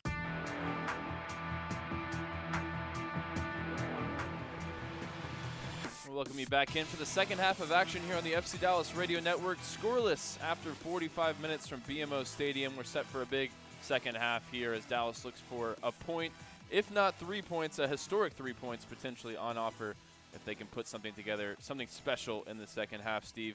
And we saw a lot of good work all across the field. Talked about Joaquin Valiente. We talked about a bounce-back game for Bernard Kamungo. Who do you think can make the difference for the team in the second half if they do go on to at least get a point, if not all 3? I don't think Peter Musa has had his best match, but he's the difference maker. He can still make a moment. LAFC in their huddle and their black and gold with Hugo Lloris giving the team pep talk here. Son Heung-min piping up as well. He was booked for diving in the first half in a weird moment in the opening 10 minutes. The only player booked on the Dallas side was Shaq Moore for a hard foul against Denis Bouanga, who was stonewalled by Michael Collodi once, as was Son Heung-min.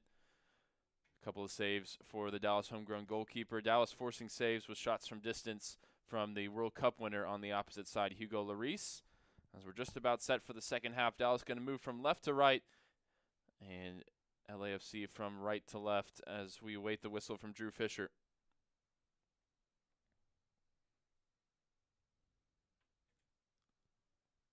Fisher gets us back going. 45 minutes to play from BMO Stadium. It's Stefan Eustachio in the middle. We mentioned Dallas trying to limit his touches in the first half. See how LAFC adjusts. Maybe not expecting the opposite side wingbacks that Dallas came out with in the first. See if they make adjustments to that after having time to look at it.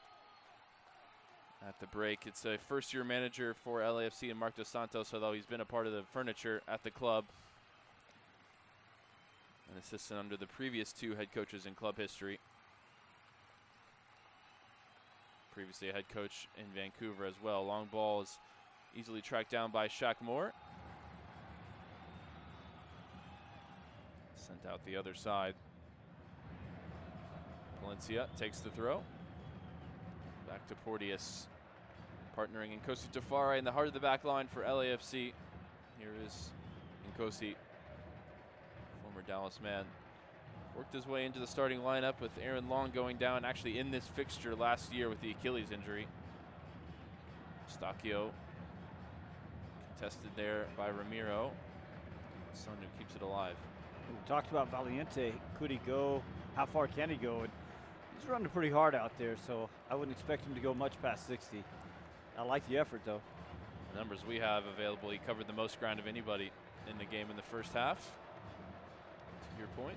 Yeah, the numbers we're looking at now in the particular stat package we're using are kilometers, so we're going to have to get our quick our quick translations into miles.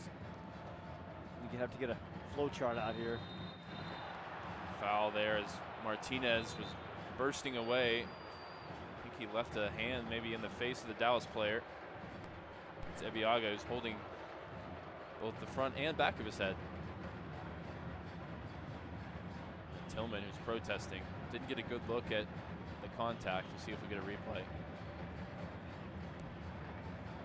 Drew Fisher's done a pretty good job here tonight. Sure picked up that little son play acting job early.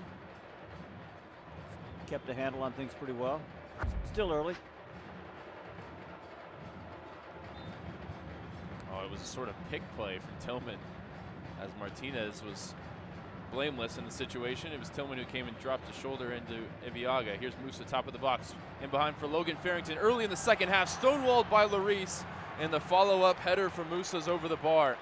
Huge opportunity of a nice deft touch from the Moose to set up Logan. Oh, it was. And those who have that chemistry, we just talked about it.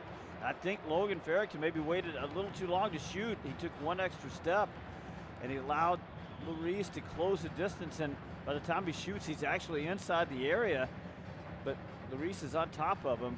Inside the 6-yard area. It was, close quarters. Big opportunity. Probably the best look for Dallas in the entire game coming here in the opening minutes of the second half. We had a good conversation on one of our podcasts about where Farrington needs to make that progress this year. Oh, here's a giveaway from Uragide. And now Tillman in behind for Martinez. Big sliding tackle from Ramiro. Gets it back to Collodi. And Ramiro bailing out Osaze that time. Boy, and Shaquille O'Neal is just screaming at him, and he's right. I mean, Osaze, he was so good last week, but this week, third time he's given the ball away needlessly. Nice work from Bernard Kamungo. Nutmeg on Eustachio. Finds Ramiro. Kappas gets it out to Johansson off the left. Now sticking with the inverted wing backs here in the second half. Ball forward in defeat of Kappas. Valiente into Musa. Back to Valiente. Corner of the 18. Ball in looking for Farrington. Deflects and into the waiting arms of Hugo Larice. I'm saying where he needs to make progress, Farrington, is that you just got to increase that bottom line production. And I mean, he had a chance to blow the game open there. Bouanga, who's accustomed to doing just that on the ball for LAFC here. Stacchio into Bouanga. Back for Delgado. Leaves it for Tillman. Tillman keeps it moving out to Palencia. Bouncing ball. Picked up by the Spaniard. Here's Delgado, right center channel. Ramiro there, sliding across. Forces him back. Tillman into the box. Ibeaga volleys clear. Porteous sets it down for Palencia. Dallas defending deep. It's funny because I think Ibeaga and Shaq have been solid today. It's Osaze that's been a little bit shaky. Been fine on defense, but with the ball he's been shaky.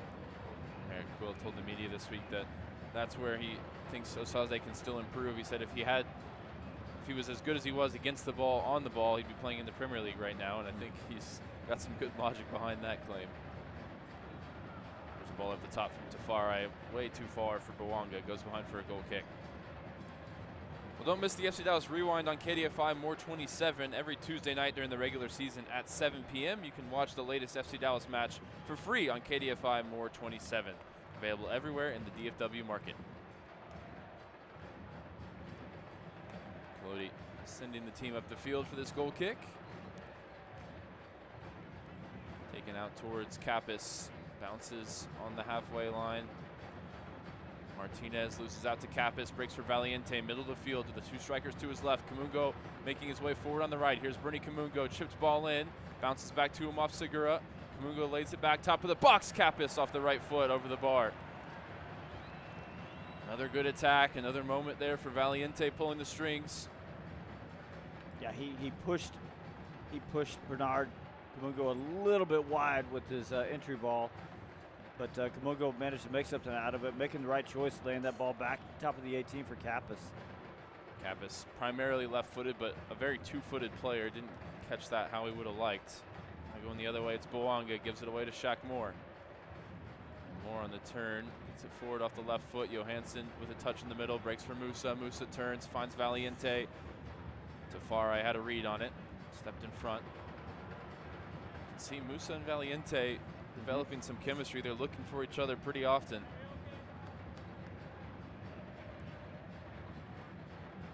There was moments like that when Lucho Acosta last season, few and far between, but they did produce some magical moments together in the 6 months that Lucho was here. There's Martinez off the far side, cutting in. Ibiaga steps in the way. Johansson down the line for Farrington. Farrington finds Kappas, making his way up the left side. Oh, Kappas just leaves that one out too far in front of Ramiro and turns it over. Counterattack breaks down. Stacchio in behind for Martinez. Johansson leaning on him. Ibiaga steps in the lane. And then Stacchio loses his footing on a crease in the turf there and commits the foul. Ibiaga in the building. Steve Cherundolo. Ibiaga having a good game. Yeah, Cherundolo, former manager. Watching his former assistant now in charge, Mark DeSantos. It was a sort of weird situation last year where Cherundolo announced about this time that he was going to be stepping down at the end of the year, and they played out the rest of the season, including hitting some pretty heady heights, such as the Club World Cup and an all-timer against the Vancouver Whitecaps in the Western Conference semifinals, with Cherundolo on his way out. Tafari sends a clearance into the stands. It'll be a Dallas throw-in in the attacking half on the far side. Yeah, Herman Johansson winning a big ball out of the back and setting Farrington momentarily free down the left side. Biaga takes the throw in long to Musa, wins the flick on header. LAFC with Palencia trying to clear. Johansson blocks it out for a throw near the corner flag. Johansson's only had about 60 plus minutes in his first two runs out, but sort of wonder if he's getting more fit and can maybe give him 70, 75. You heard in the sounds of the match pregame, he feels like he's still in preseason mode a little bit. Kappas looking to hop the passing lane. Here's Musa now. Musa chipped ball in, looking for Farrington. Shielded away from him by Tafari, and Maurice goes with a sidewinding punt out to Boanga. Shaq immediately on his case, gets his body in the way and watches it over the line. In fact, draws a foul as well.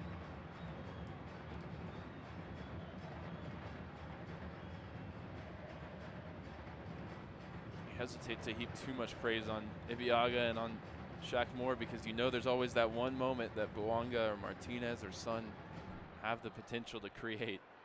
And when you're a defender, you can play great for 89 minutes, but if you get beat that one time, it can decide the result. It's what everybody remembers. But all that to say, they have had a good 55 minutes. Porteous bringing in the attacking third for LAFC. Palencia into the box for Estacchio. Looks like he's got a little more freedom to roam in midfield in the second half. Martinez lines up the shot from distance. Oh, what a hit. Colodi got a piece, but not enough to keep it out. And it's not Boanga, it's not Son, it's Martinez to open the scoring.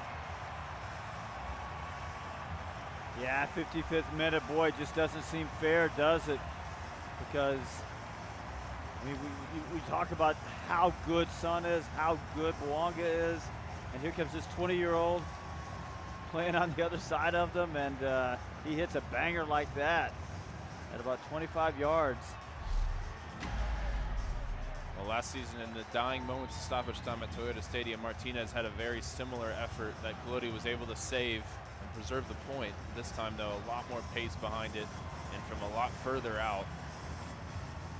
And Christian Kappas tried to close down and just couldn't get over there quickly enough. I'm sure there's too much blame to go around on the Dallas side here. Colodi, I'm sure, will be frustrated with himself because he did get a piece of it. Man, that was a rocket. David Martinez. It's his third goal at BMO Stadium. He's done most of his damage away from home, actually. Who does he come over and hug? Former coach Steve Cherundolo. So despite all the good work from Dallas, like we just mentioned, it's LAFC who take the lead. Looking to remain perfect to start the 2026 season. We'll see now what Dallas can offer in response. I mean, you got to say they've done such a good job of building that roster there, and that's the quality right there. You know, the depth of this team. I mean, they got Jacob Schaffelberg, who's been a pretty good, had some good seasons at Nashville. They got him on the bench. Jeremy Bobasi, he's hurt right now, but he's on the bench too. I mean, that guy, that's a former 17-goal scorer. So a lot of quality on the field out there for LAFC, which is why they're one of the teams picked to win tournaments this year, picked to win trophies. Foul in the middle of the field goes against Dallas. So there was a little bit of a chaotic moment immediately after kickoff. And what it does is it just sort of draws a circle around those chances that Dallas had, you know. Farrington and Ramiro getting good feet on the ball, but hitting it right at Larice. Farrington inside the 6 a minute ago. Now Dallas will have to come out and chase a little bit more. Not that they've played an ultra defensive style so far. Here's Kamungo, dart through the middle of the field, past Eustachio and out to Johansson on the far side. 1v1 with Palencia. Herman Johansson wants to get back to his right foot and does. Bending ball into the box, headed away by a diving Ryan Porteous. Second ball picked up by Ramiro.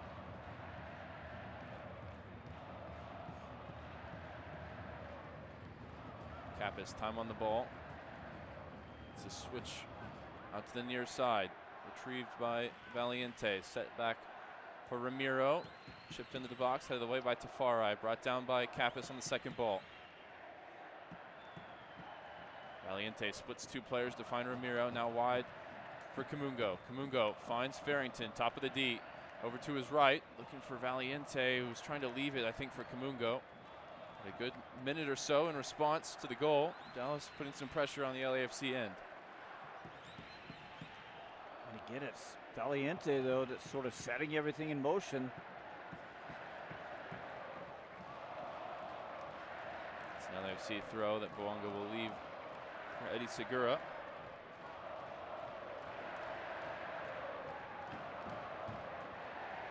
Segura into Delgado.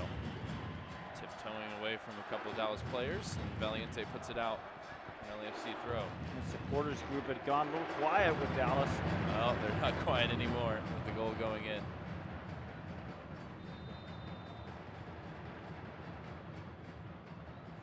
LAFC now has outscored their opponents 6-0 to start the season. There's a player down. We didn't get to see the foul, but Valiente committed it by the looks of things. He's picked up a yellow card, and Delgado looks like he's in some pain.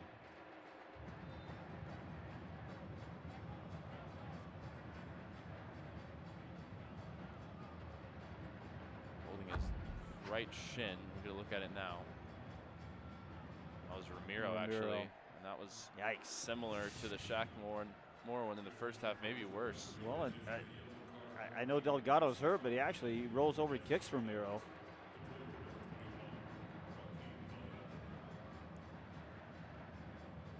Just about hit the hour mark at BMO Stadium. Martinez with the opening goal here in the second half. I think they might. Well, there's a check going on right now. It was a bad foul. It could be for Delgado rolling over and kicking him. If you watch the replay here, it's a pretty bad foul. But then Delgado, he just sort of kicks out as he's rolling over. Can we do offsetting penalties? Yeah. I mean, Beckham was thrown out of a World Cup game for less. There's no innocence in this situation between Ramiro and Delgado, who's still down and still struggling. Dallas playing from behind for the first time this season. And the check is definitely for Ramiro and his foul. Hoping he doesn't go from bad to worse. If they do have a look at it, the VAR is Jose Carlos Rivero. It looks like the check is complete. I mentioned Shaq with getting his money's worth with the yellow card in the first half. You could say the same Ramiro here. And as this game is going to get more and more stretched, you wonder if that's a change Eric Quill would look to make, get him off. Now with that yellow card, bring somebody like Kaike in, or Patrickson in, some more legs and attacking ideas.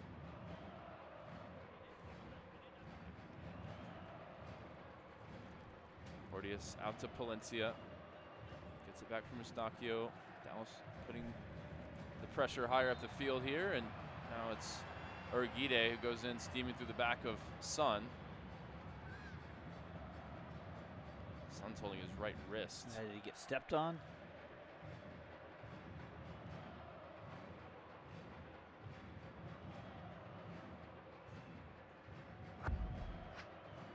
Gonna look at the replay now. I think he got tangled up with Kappas, who was trying to avoid the situation. Maybe just caught a cleat in the arm. Yeah.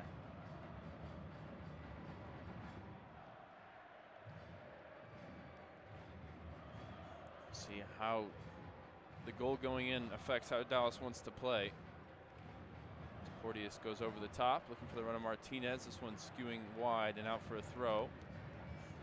15 yards from the corner flag. You know, a full hour in, Dallas really hasn't been opened up defensively. Not really bad, not too often.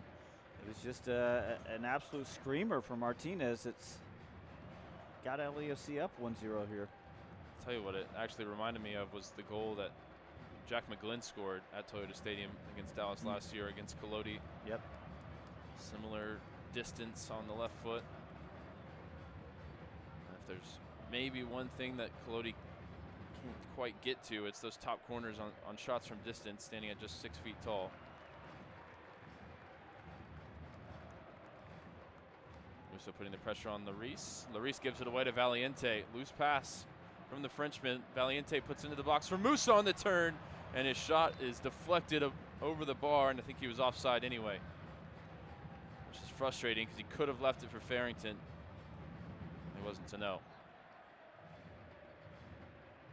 Yeah, Larice gave that ball away, but he did have a little bit of cover, because as he gave the ball away, it was out wide, and there was one defender still back. So it wasn't the worst giveaway in the world, but Valiente did the right thing in understanding that he hadn't better Musa open, and he had to try to deliver the ball early. And you're right, Musa just needs to mind his position there. And Martinez gotten wrong side of Ibiaga, now breaking into the 18. Ball stabbed across, looking for Sun, is intercepted by Urguide, sent clear by Johansson, only as far as Delgado. Now Tillman, corner of the 18. Palencia on the overlap, blocked and out for a corner. Could have been a throw. That one kind of went right over the corner flag. Either way. We had a pretty good angle there, and I think it was Kappa signaling for throwing. I think he was right. Martinez will go across to take the corner kick.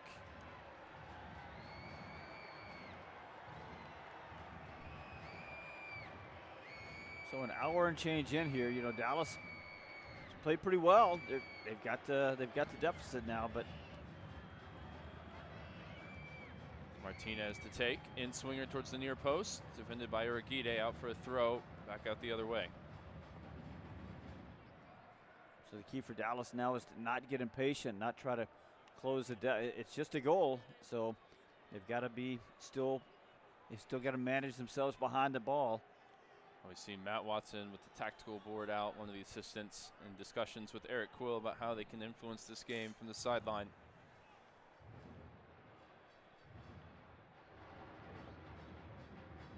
Played 65 minutes. There's a loose pass turned over to Urguide. Quick 1-2 with Shaq Moore. Turns and finds Ramiro. Wide for Kamungo. First time pass is intercepted by Segura, but he's quickly back onto it. Fires it into the feet of Musa. then Kappas, now Farrington in the center circle. Farrington turns away from the defender, now driving through the middle, looking to put it in behind for Musa. Tafari intercepts. Farrington back onto the ball quickly. Finds Ramiro. Ramiro wide for Kappas on the right side. 2 defenders on him. He goes down under pressure from Buwanga. Good awareness there to draw the foul and set up a potentially dangerous free kick. Yeah, really clever. I mean, they had him moving toward the sideline and really had him pinned in. And I think Kappas knew what he was doing there, just put himself between the ball and Buwanga. And Buwanga, as soon as he felt the contact, he went down. Well, I mentioned the Musa free kick in training. Kappas was taking free kicks from a very similar position. He's about to take this one, and he sort of hit that bending ball towards the back post where you ask questions of the goalkeeper. They got height in there. Farrington, Musa, Johansson. One-man wall for LAFC. Kappas whips it in towards the back post, just over the head of Uragide. Not the best ball that time. Put it over everybody. You've got to hit that ball to where it's spinning it in toward that back post, if not inside the goal, in the back post. He just overhit it. LAFC goes short from the goal kick. Tafari inviting the pressure. Plays Segura, who goes long down the line. Shackmore winning the header, putting it out for a throw near the halfway. Neither team turned to the bench just yet. Tillman looking for options at the throw. Eventually plays it in for Delgado. Tillman trying to turn past Kamungo. Gets a little bit lucky that it breaks for Sun, and now Estacchio in the middle of the field. Chips out to Buwanga. Kamungo in retreat. Buwanga onto his right foot, just outside the 18, finds Sun, top of the box. Sun out wide right for Palencia. First time ball looking for Martinez. Is sent out for a throw by Iviaga. Buwanga matched up one-on-one over there a second ago against Bernie Kamungo and couldn't get past him. I mean, this is far and away Kamungo's best game this year. Palencia takes the throw, back for Porteous.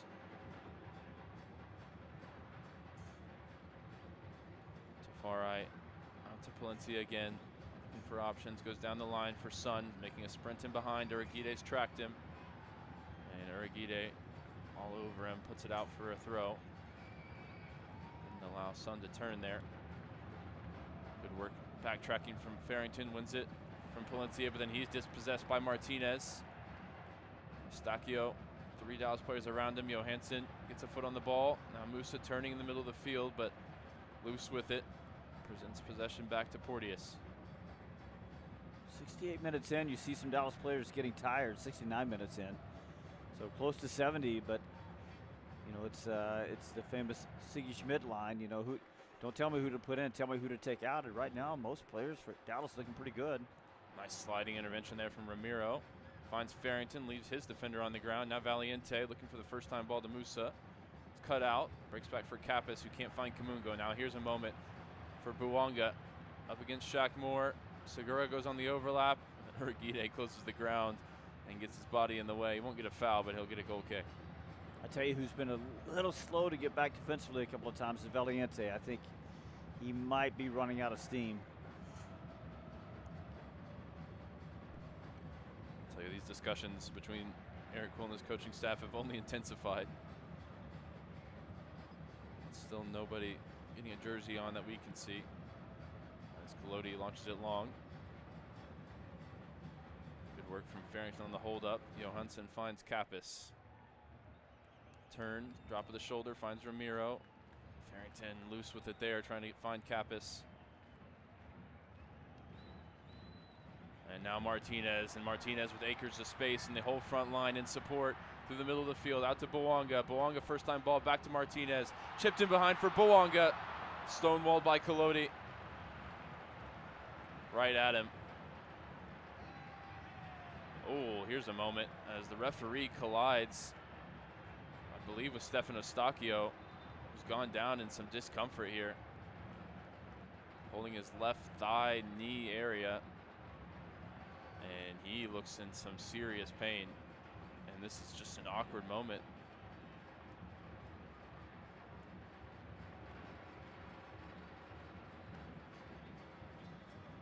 See if we get a replay of it. I hope it's nothing more than just the dead leg. Stacchio is a big part of what Canada wants to do in the World Cup, and you're right. Just weird moment, colliding with Drew Fisher.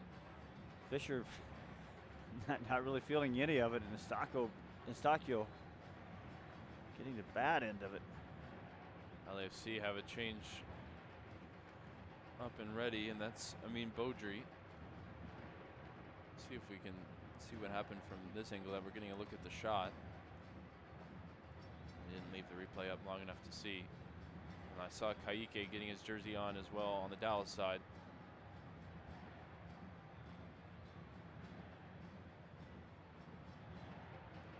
If he comes in for Valiente, maybe shift Kappas a little higher up the field. Here's a look at what happened. Ramiro's playing the ball out, and so Stacchio is watching the ball. Drew Fisher is sort of trying to move upfield, and they just don't see each other. Drew Fisher's up and moving fine. Looks like Stacchio will continue as well. It's a good sign. The way he was sort of motioning to the bench and holding that left leg, I was concerned for the worst for him there. LAFC actually coincidentally suffering 2 season-ending injuries against Dallas last year with Igor Jesus and Aaron Long. This is the first change. Is Tillman replaced by Beaudry, so Stacchio will stay in. Right now on XG, FC Dallas coming in at 1.2 XG, and LAFC only at 0.75, but that's what happens when you hit a goal from distance the way Martinez did.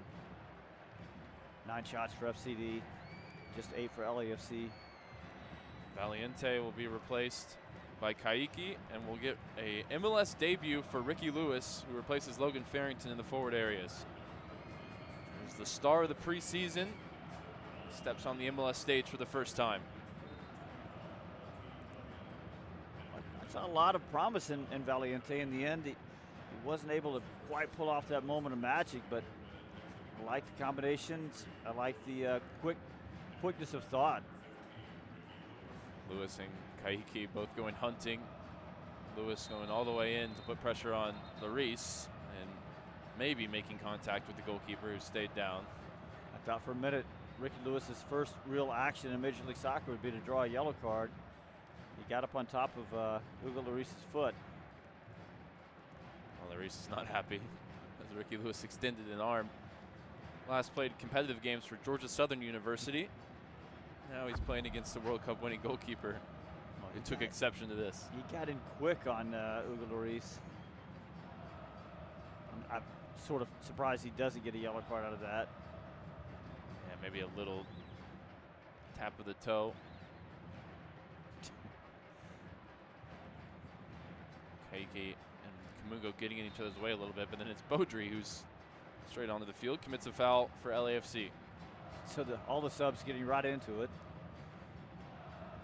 Committing that foul on Kayike right into the game. Kayike hitting a switching ball, looking for Johansson. Johansson wins the header, but nobody up front to try and get on the end of it. So it looks like Ricky Lewis is playing as the farthest up, and it's Peter Musa that's going to sort of play the Valiente role. Sliding into the right side defensively and then sort of trying to be a string puller when Dallas has the ball. Well, Lewis has speed. He has good ability on the dribble, and we've seen an eye for some final product as well in those preseason games.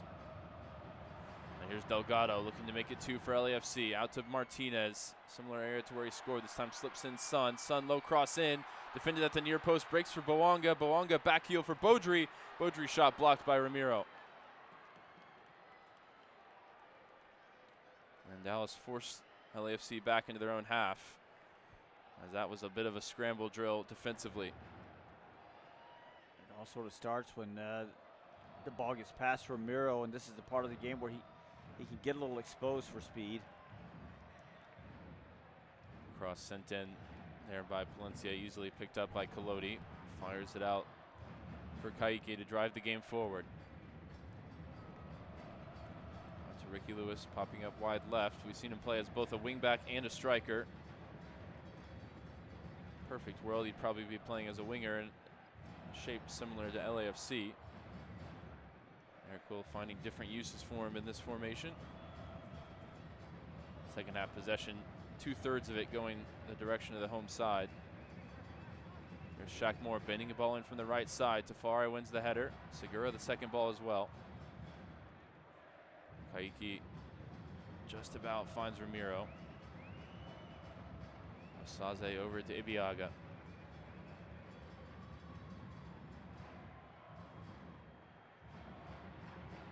Aragide given time and space on the ball here. In the midfield for Kaike. Dispossessed and fouled by Martinez. I don't think Martinez had to do that. He was about to get away from Kaike, and he sort of takes his hands and throws Kaike down. All he had to do was get away.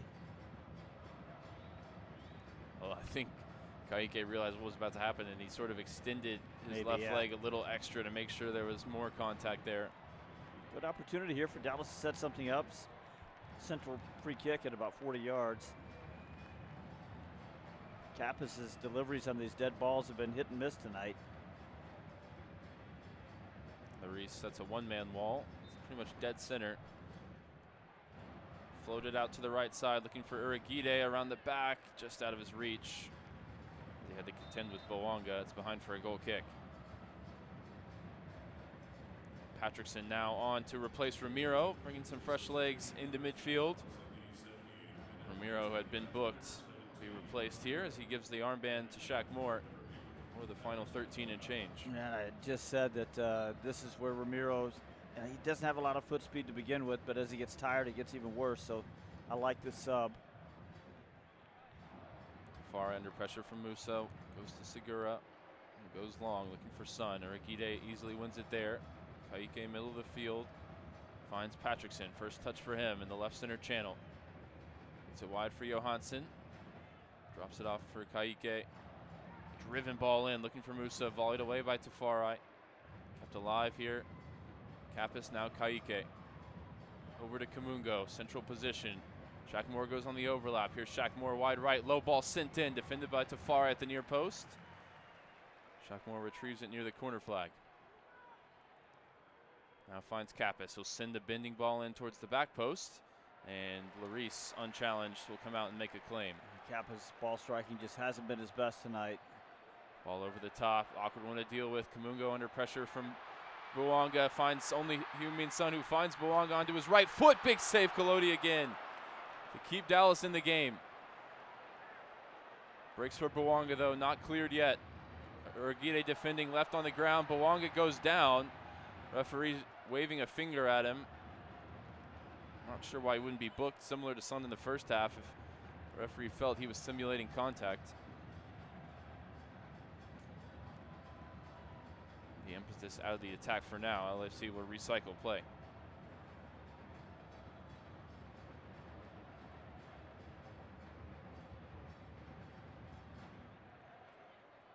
Again, you would have thought Boanga could score on that one. I mean, he gets around Osaze Uragide, and he's got a shot at about 10 yards. He just puts it too close to Kolodi. Little off to Kolodi's right side, and Kolodi was able to make the save. This time it's Martinez trying to get behind Kamungo on this near side, and it's Martinez who commits the foul and might have ripped his jersey in the process as well. Bernie Kamungo just hasn't done much wrong this game. Again, good defending there. 1v1. Another LAFC change. Tyler Boyd will replace David Martinez, who, as it stands, has the winning goal in the night. Going to be a goal of the week contender for sure. Getting another quick look at that Martinez shot, and it's also it's Ramiro that maybe could have. We mentioned a while ago Kappas trying to close him, but kind of from the side, Ramiro may have been able to close him from the front a little bit quicker as well. 10 minutes plus stoppage time for Dallas to find a response to that Martinez goal. Leave with something on their travels for the first time since 2018 at LAFC. Johansson down the line, first real chance for Ricky Lewis. Combination here with Kaiki. Musa in behind, Ricky Lewis sprinting after it, but it'll go behind for a corner kick. As the flag never went up for a presumed offside, and now another set piece opportunity on the way for Dallas. I think Ricky Lewis was smart there. He sort of did chase the ball, but he never went and got it. So even if he was offside, then that was not gonna raise the flag over there. Well, Patrickson will get a first chance at a corner kick. Be an in-swinger from the far side. Right arm raised. Crowded 6-yard box awaits. Whipped in towards the back post. Lloris, did he have to get a touch to it? He did, to prevent a potential Olympico there. So it goes out for a corner to the other side. Don't know if it was on target, but it had Lloris worried. Now it'll be Kappas with an in-swinger off the left. And towards the near post this time. Bounced inside the 6 before Bawanga sent it clear. Shaq Moore steps in the way of Tyler Boyd, and then he draws a foul and a quick yellow card for Tyler Boyd, who's perplexed, as that was about his first involvement in the game. And it's another free kick coming for Dallas, this one from about 35 yards dead center. Not the most vicious foul, but I think Boyd sort of gets him high and low. He sort of wraps his hand around the waist and sort of trips him up a little bit. There's no real play for the ball, and I think that's why Fisher drew the yellow card. This time it's Patrickson, driven ball into the 18, breaks for Kappas at the top of the box, but a whistle goes against the Dallas player before that. Dallas's set-piece delivery just leaving something to be desired tonight all over the field. Free kicks, corner kicks. Even that ball a minute ago that you mentioned had Lloris worried. There was nobody really at the back post. I think it was overhit a little bit. So Lloris will restart with the free kick from inside the box. Goes long. Ibiaga wins the header up into the air, challenging for the second ball. Porteous gets a touch. Patrickson fighting for it. Eustachio back for Palencia. Deflected by Patrickson, out for an LAFC throw. Dallas possession percentage now at 42, so maybe you were right. Maybe that's about where it will land, somewhere around 40 and change.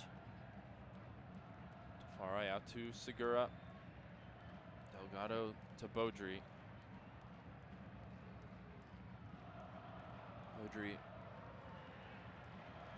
able to draw the red card with a really nice pass in his debut against Houston. Attacking midfielder out of Sweden, would have played against Johansson last year. Here he is on a dribble. Found a way past Kamungo, but not Shaq Moore. And then mix up with Kaiki, and Shaq Moore turns it over. Third time those two have sort of been fighting each other for the ball.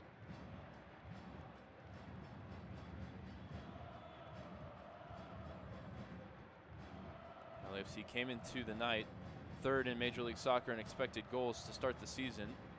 Dallas have largely limited them to just a couple of half chances here and there. Obviously one of those half chances ending up in the back of the net for Martinez. Kaike restores possession out to Johansson. Here's the young Brazilian again. Middle of the field. It's into the LAFC half, looking for options. Out wide for Johansson. Kaike into the feet of Musa, looking for the first time ball towards Patrickson. Couldn't find them, but it breaks back for Urquide. Yeah, tried a clever little flick, it just didn't quite come off. Now Kappas, time in the middle of the field. Finds Patrickson. Nice ball into his feet. Wide for Kamungo on the right. Segura defending. Set back for Christian Kappas.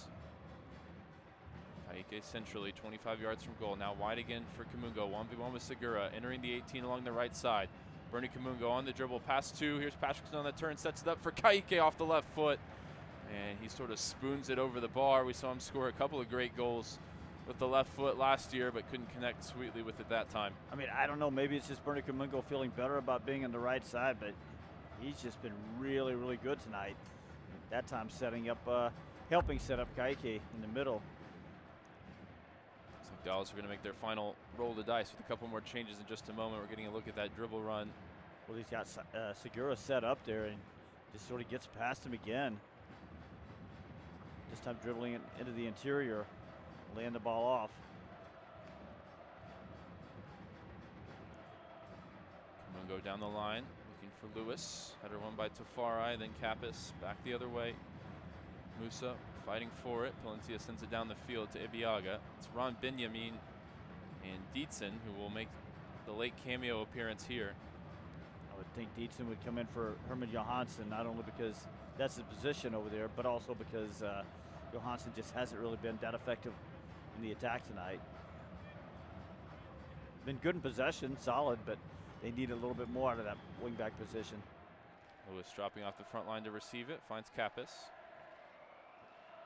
Wide for Shackmore, who's playing more like a traditional right back. Kamungo pushed higher up the right side, puts it down the line for Patrickson. Back to Kamungo. Here's Kaiki. Corner of the 18 on the near side, off his left foot, sent in towards Lewis. Low on the ground. Lewis trying to make something of it, but couldn't connect with Johansson, who's now have to make a full sprint to try and get back against Tyler Boyd. Lewis has lost a couple of duels, and one time really didn't go for a ball. That time he just looked a little tentative, maybe a little nervy, you know. First pro debut. Beaudry receives it on the near side from Bouanga with Osaze on his case. Back to Bouanga. Bouanga left it behind. Patrickson able to pick his pocket. Kamungo, just another tidy moment in possession that we just didn't see from him the first 2 weeks of the season. Right on cue, gives it away. To be fair, he was under a lot of pressure there.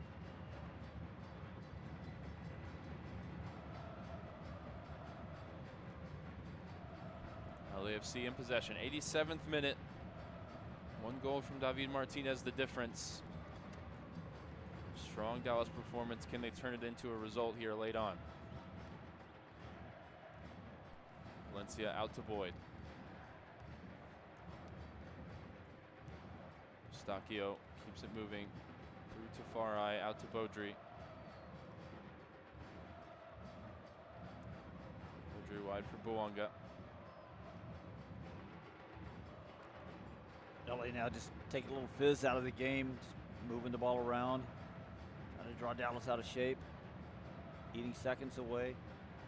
Valencia on the dribble, now wide for Tyler Boyd, who was briefly a U.S. international after he switched from representing New Zealand back in 2019. Here's Son on the turn through the middle of the field, looking to put it in behind for Boyd, but Ibiaga steps in the passing lane and intercepts. Ibiaga's been really solid tonight. Lewis looking to turn, unable to do so against Palencia, and Dallas can make those last two changes. Kappas replaced by Benjamin, middle of the field. And it's actually a more attacking change. Uragide replaced by Dietzen, so maybe shift Johansson into that back three, or maybe a change of shape here.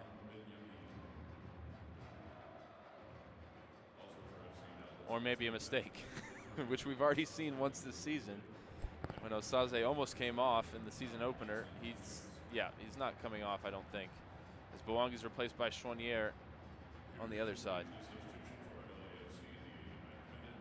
Bouanga coming off might change Eric Kuhl's thinking in terms of the changes if he gets a chance to adjust on the fly here. Bouanga held off the board tonight, replaced by Canadian international Mathieu Chouanier.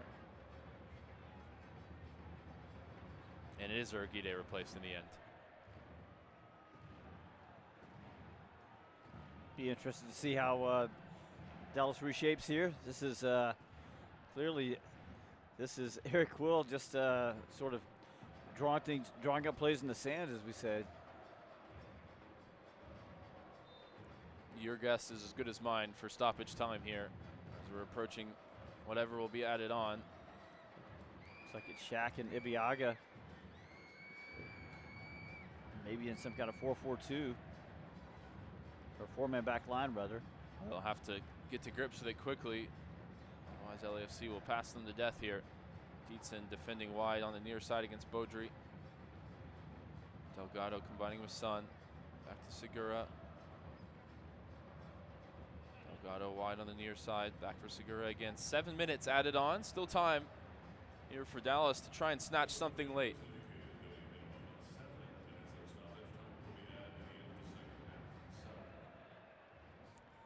Players still moving around, shifting positions for Dallas. Segura trying a tough ball, splits a couple of lines. Finds Sun, now wide for Boudry, and it's Johansson who's popped up at right back. We've just about adjusted to the shape here as we've played 30 seconds of the 7 added on. Ricky Lewis steps in the passing lane, then finds Dietzen. Dietzen loses out to Delgado. And Musa is crashing in, fouling Eustachio. So it looks like it's Shackmore, Ibiaga, and Bernie Kamungo as a 3-man back line. Everything else I'm still trying to sort out. I was thinking 4-man back line. Maybe, I think maybe Johansson's that's it. at right back. Well, I thought so too, but then Johansson was positioned so far forward a minute ago. I think you're right, though. I think it's just get legs on the field and try and chase something down. Well, the problem with that is there's no structure when the ball is, as we've seen a couple of times. Valencia brings it forward from right back for LAFC.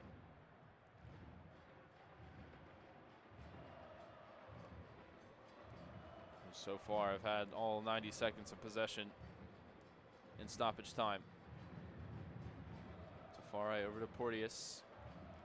Goes down by Patrickson, but gets it out for Boyd. Boyd skips past Bernard Kamungo. He's now back playing on the left side. Ibiaga gets a touch to the ball. Kaike flicks it on.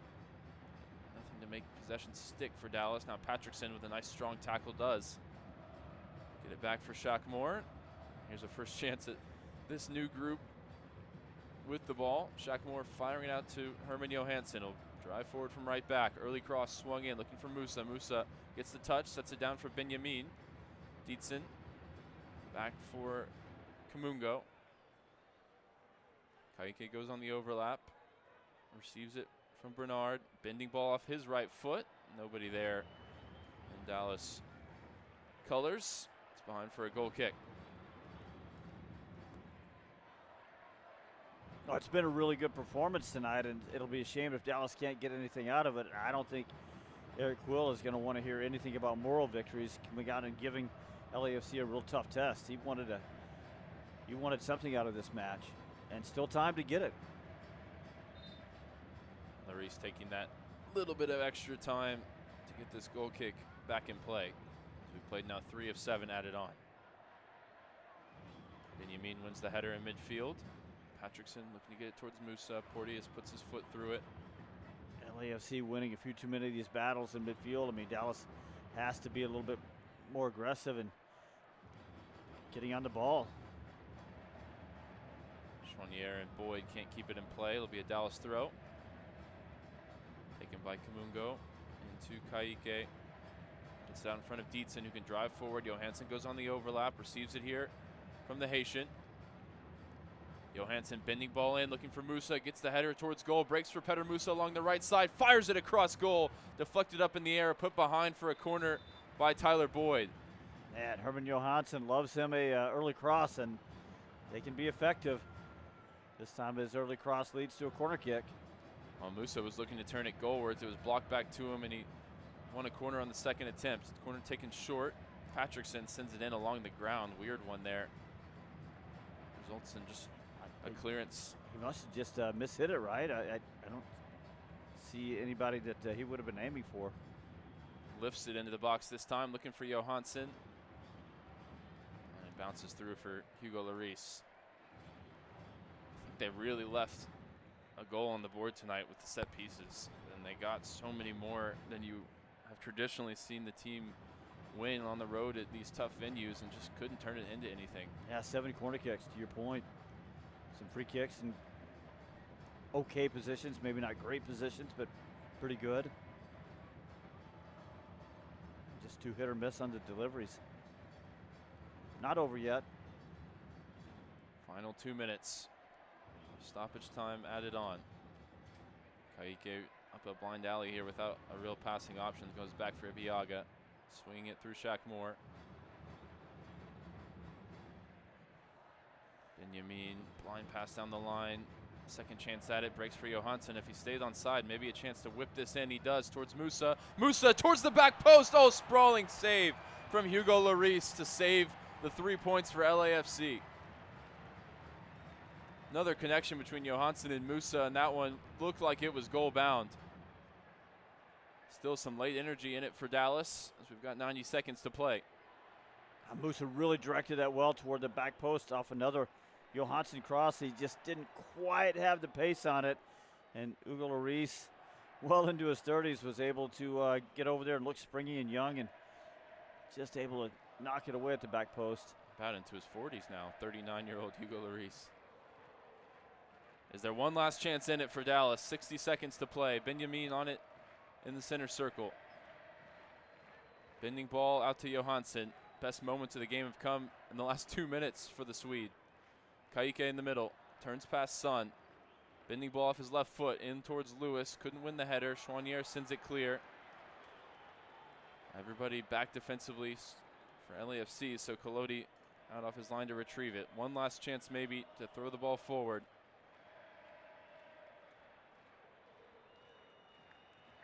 Kaique lifts it into the box for Dietzen along the left side. Catches it first time.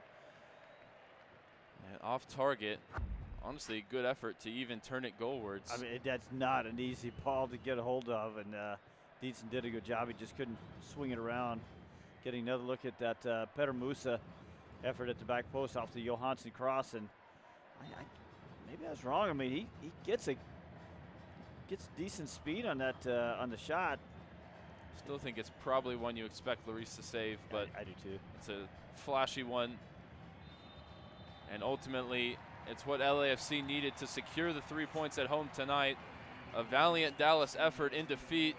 As you said, Steve, I don't think Eric will want to hear too much about moral victories, but we can clearly see, especially on the defensive end, things are trending in the right direction. A clean sheet last week and nearly holding LAFC off the board entirely tonight. It was just the long shot from Martinez that won the 3 points. Yeah, I would say that Dallas, it could walk away feeling pretty good about the performance, if not the result. What they didn't have is that one moment of magic. That one moment of magic came from David Martinez. Well, we'll talk about that on the post-game show. We thank you for joining us throughout the 90 minutes tonight. You've been listening to LAFC 1, FC Dallas 0. FC Dallas Soccer here on the FC Dallas Radio Network is presented by Toyota.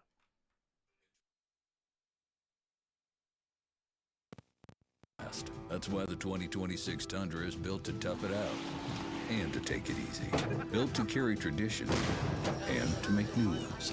Built stronger, built louder, built here. The 2026 Toyota Tundra. Built in Texas, driven everywhere.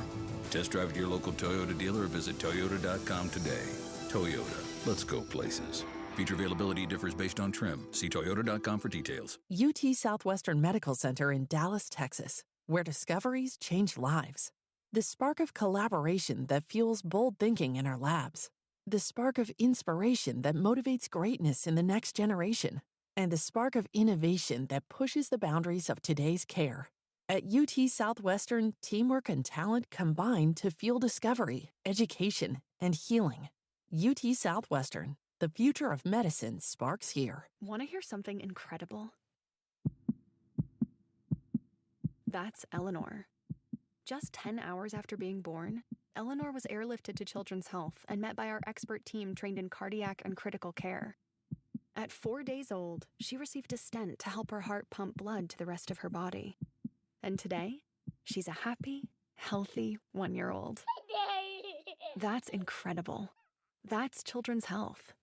Incredible together.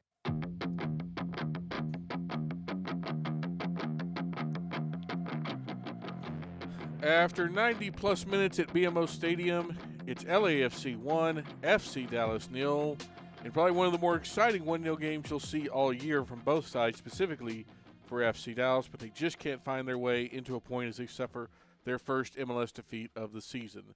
Hello, everybody. It is the FC Dallas postgame show brought to you tonight by your local Toyota dealer, Toyota. Let's go places. It's also brought to you this evening by UMB Bank. See how UMB can help you achieve your business goals.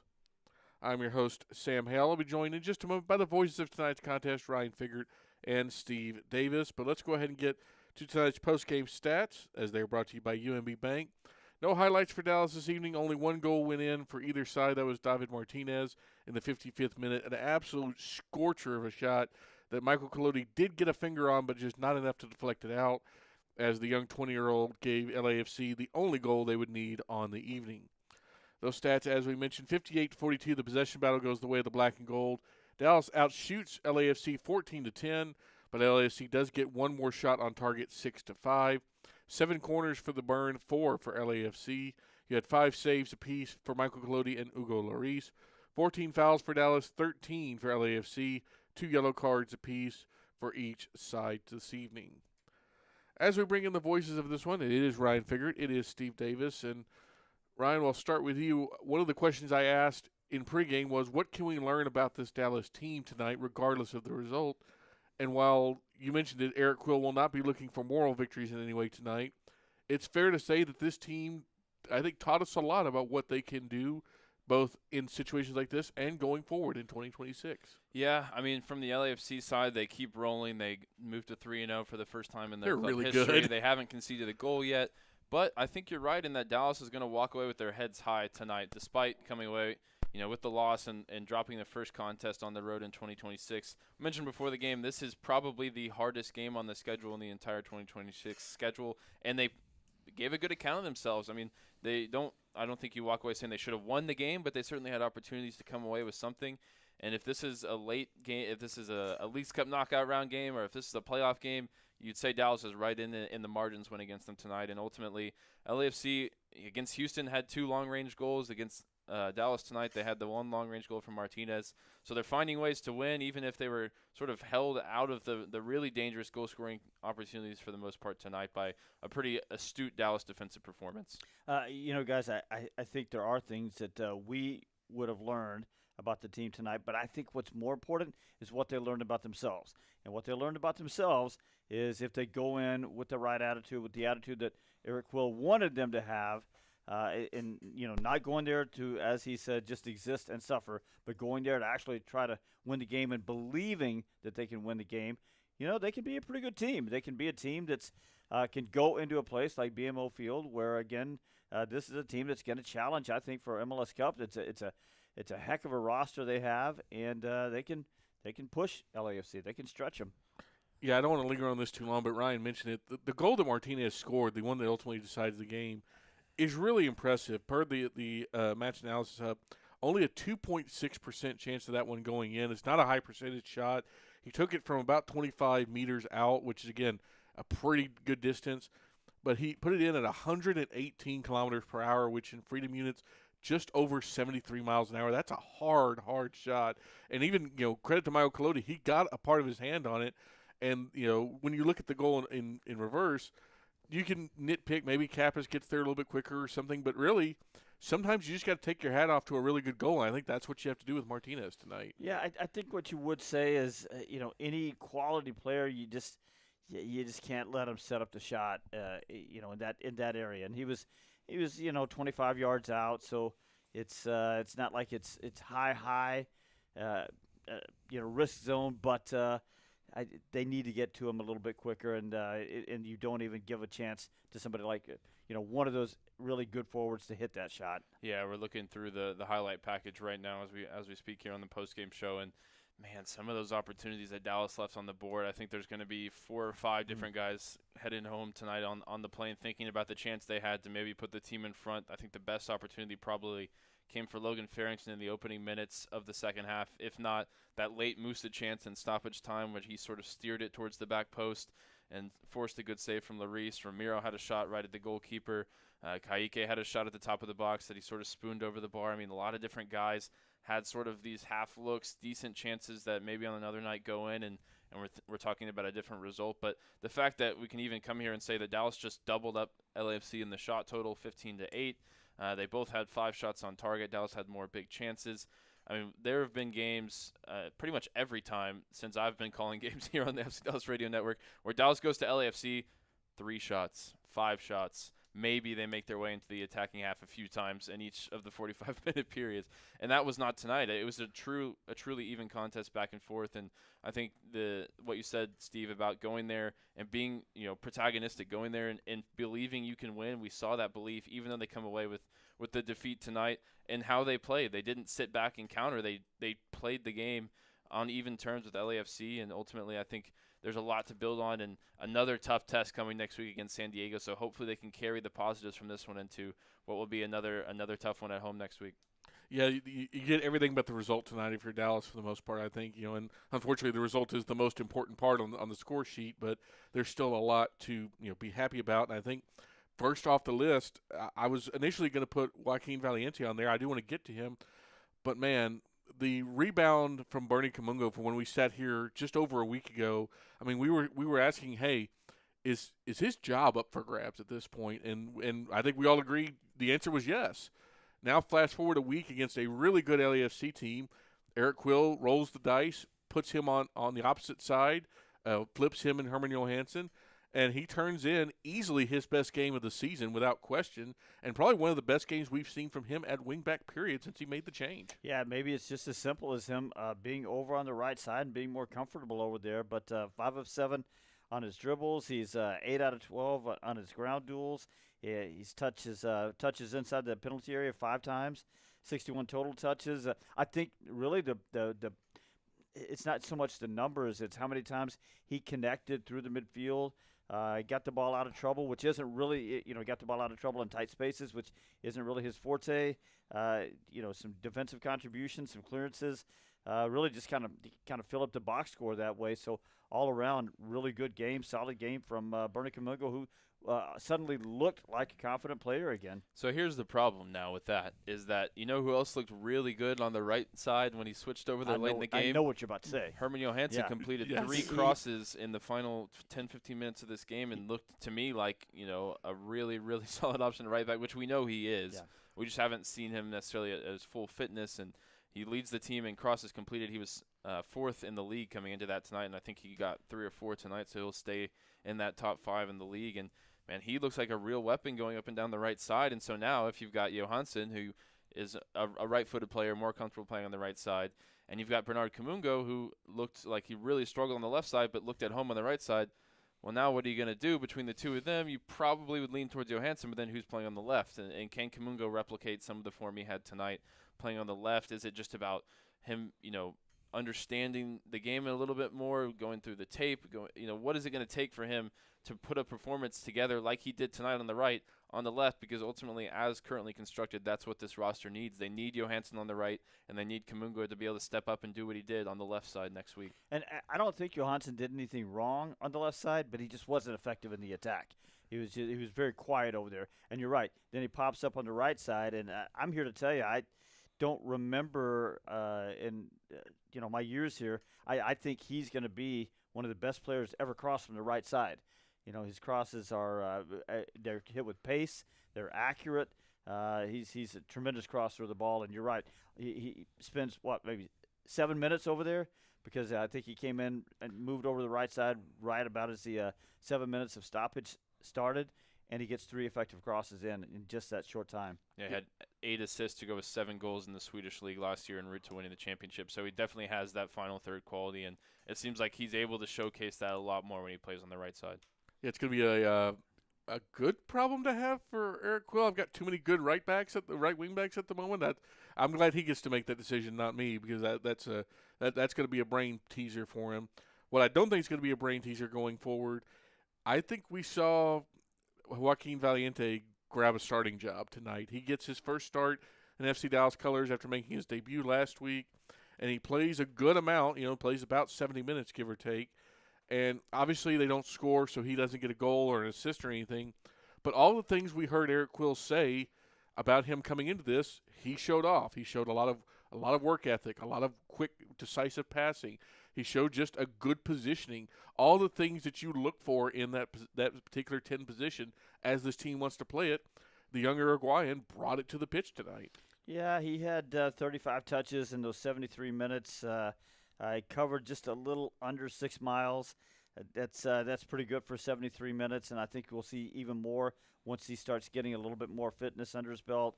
18 of 26 on his passing.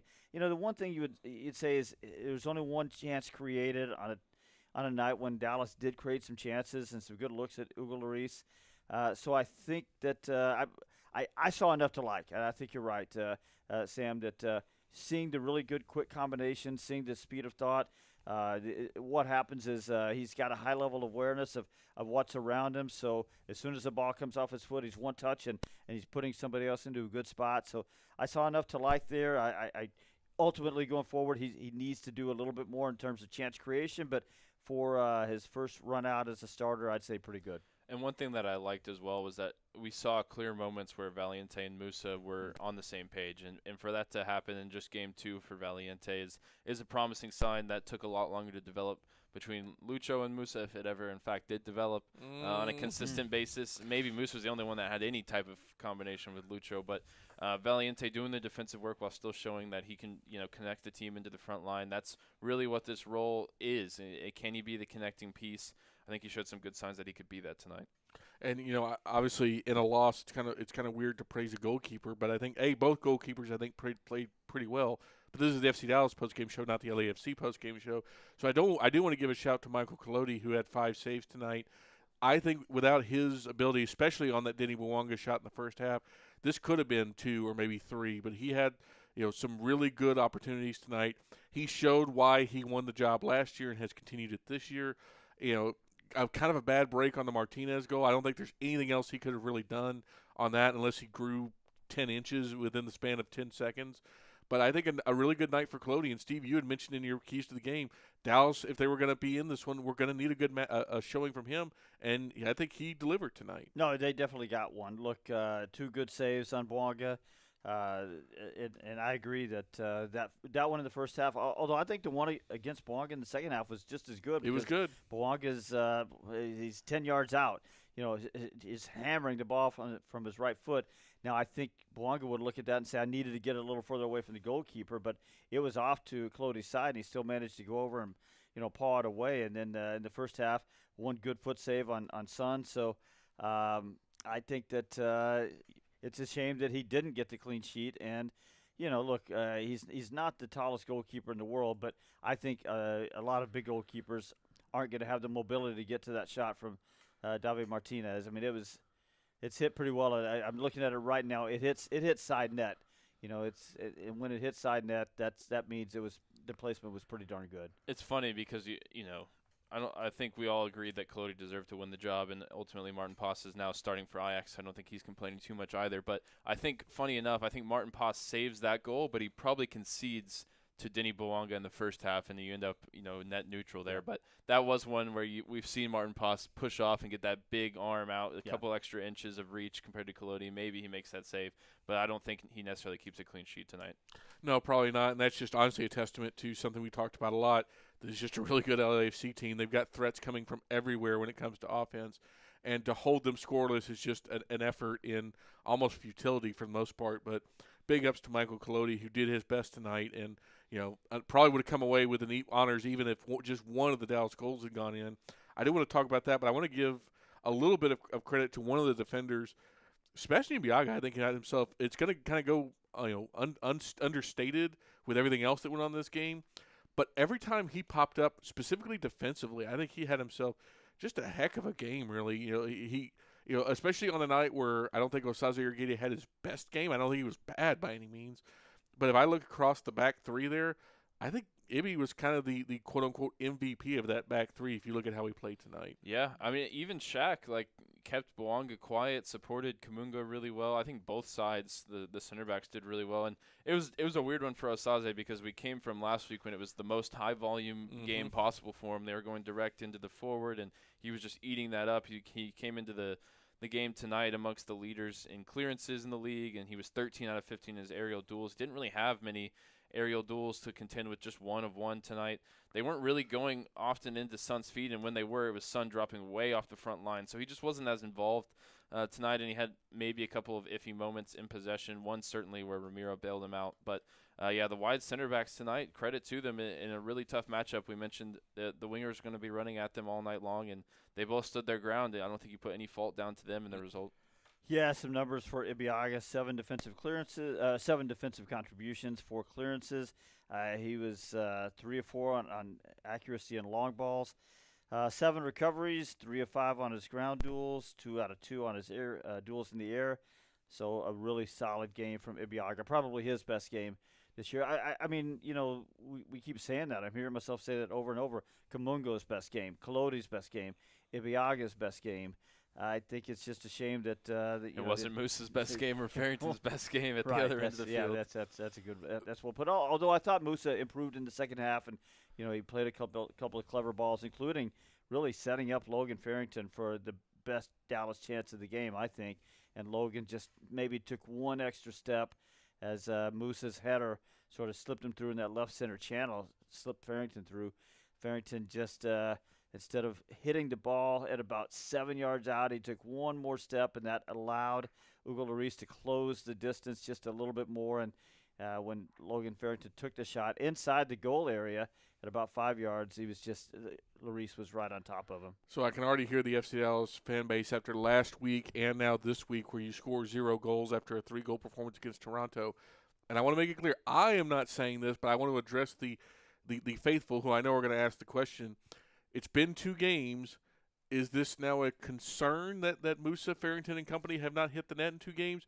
Or is this it's early in the season, they've had good looks, those goals will come?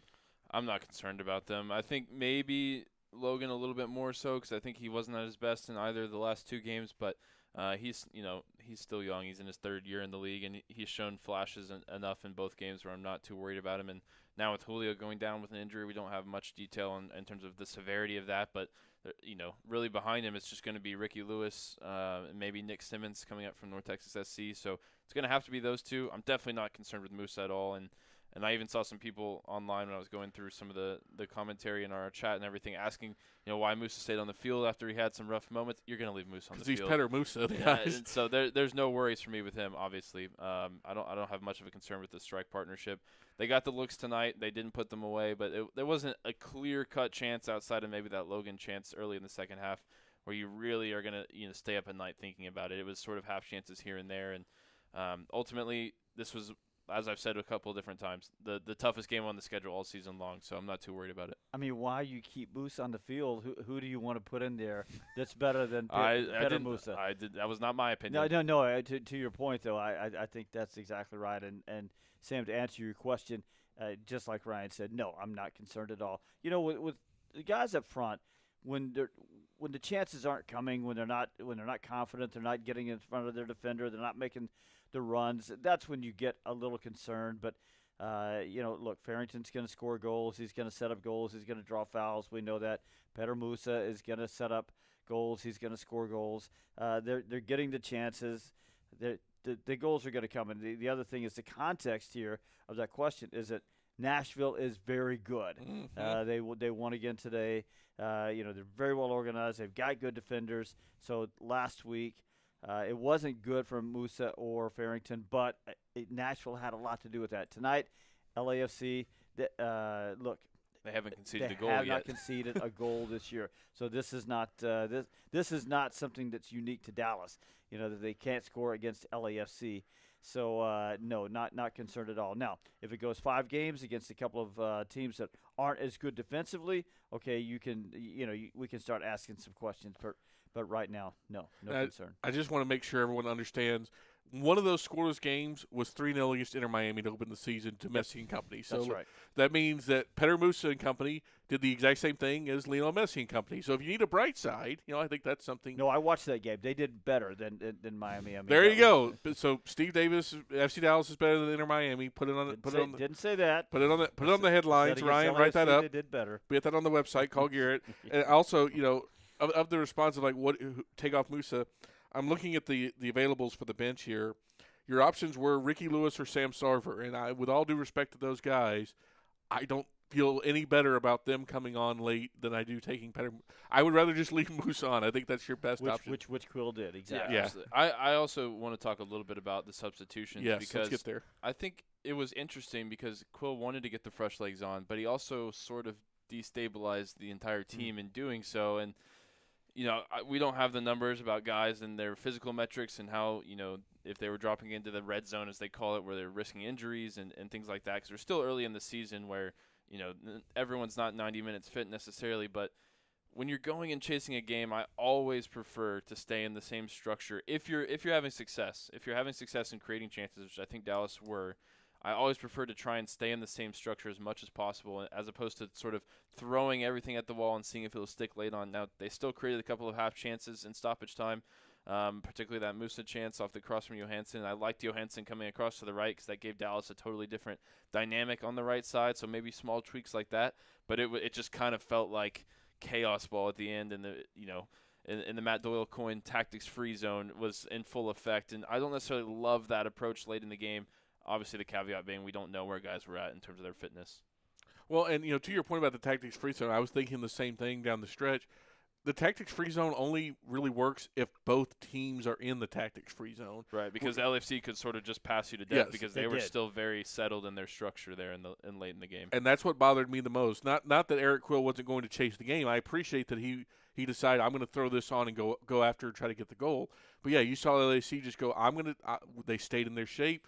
They made the requisite changes they needed, and they just kind of pythoned you in the end there. And if it was a situation where they were also making kind of wild changes and changing their formation, okay, sure, I feel a lot more comfortable with that. And it's kind of one of those danged if you do, danged if you don't. Because if he doesn't take aggressive measures, he being Quill, we're sitting here going, why didn't he chase the game? Like it's probably the more realization is.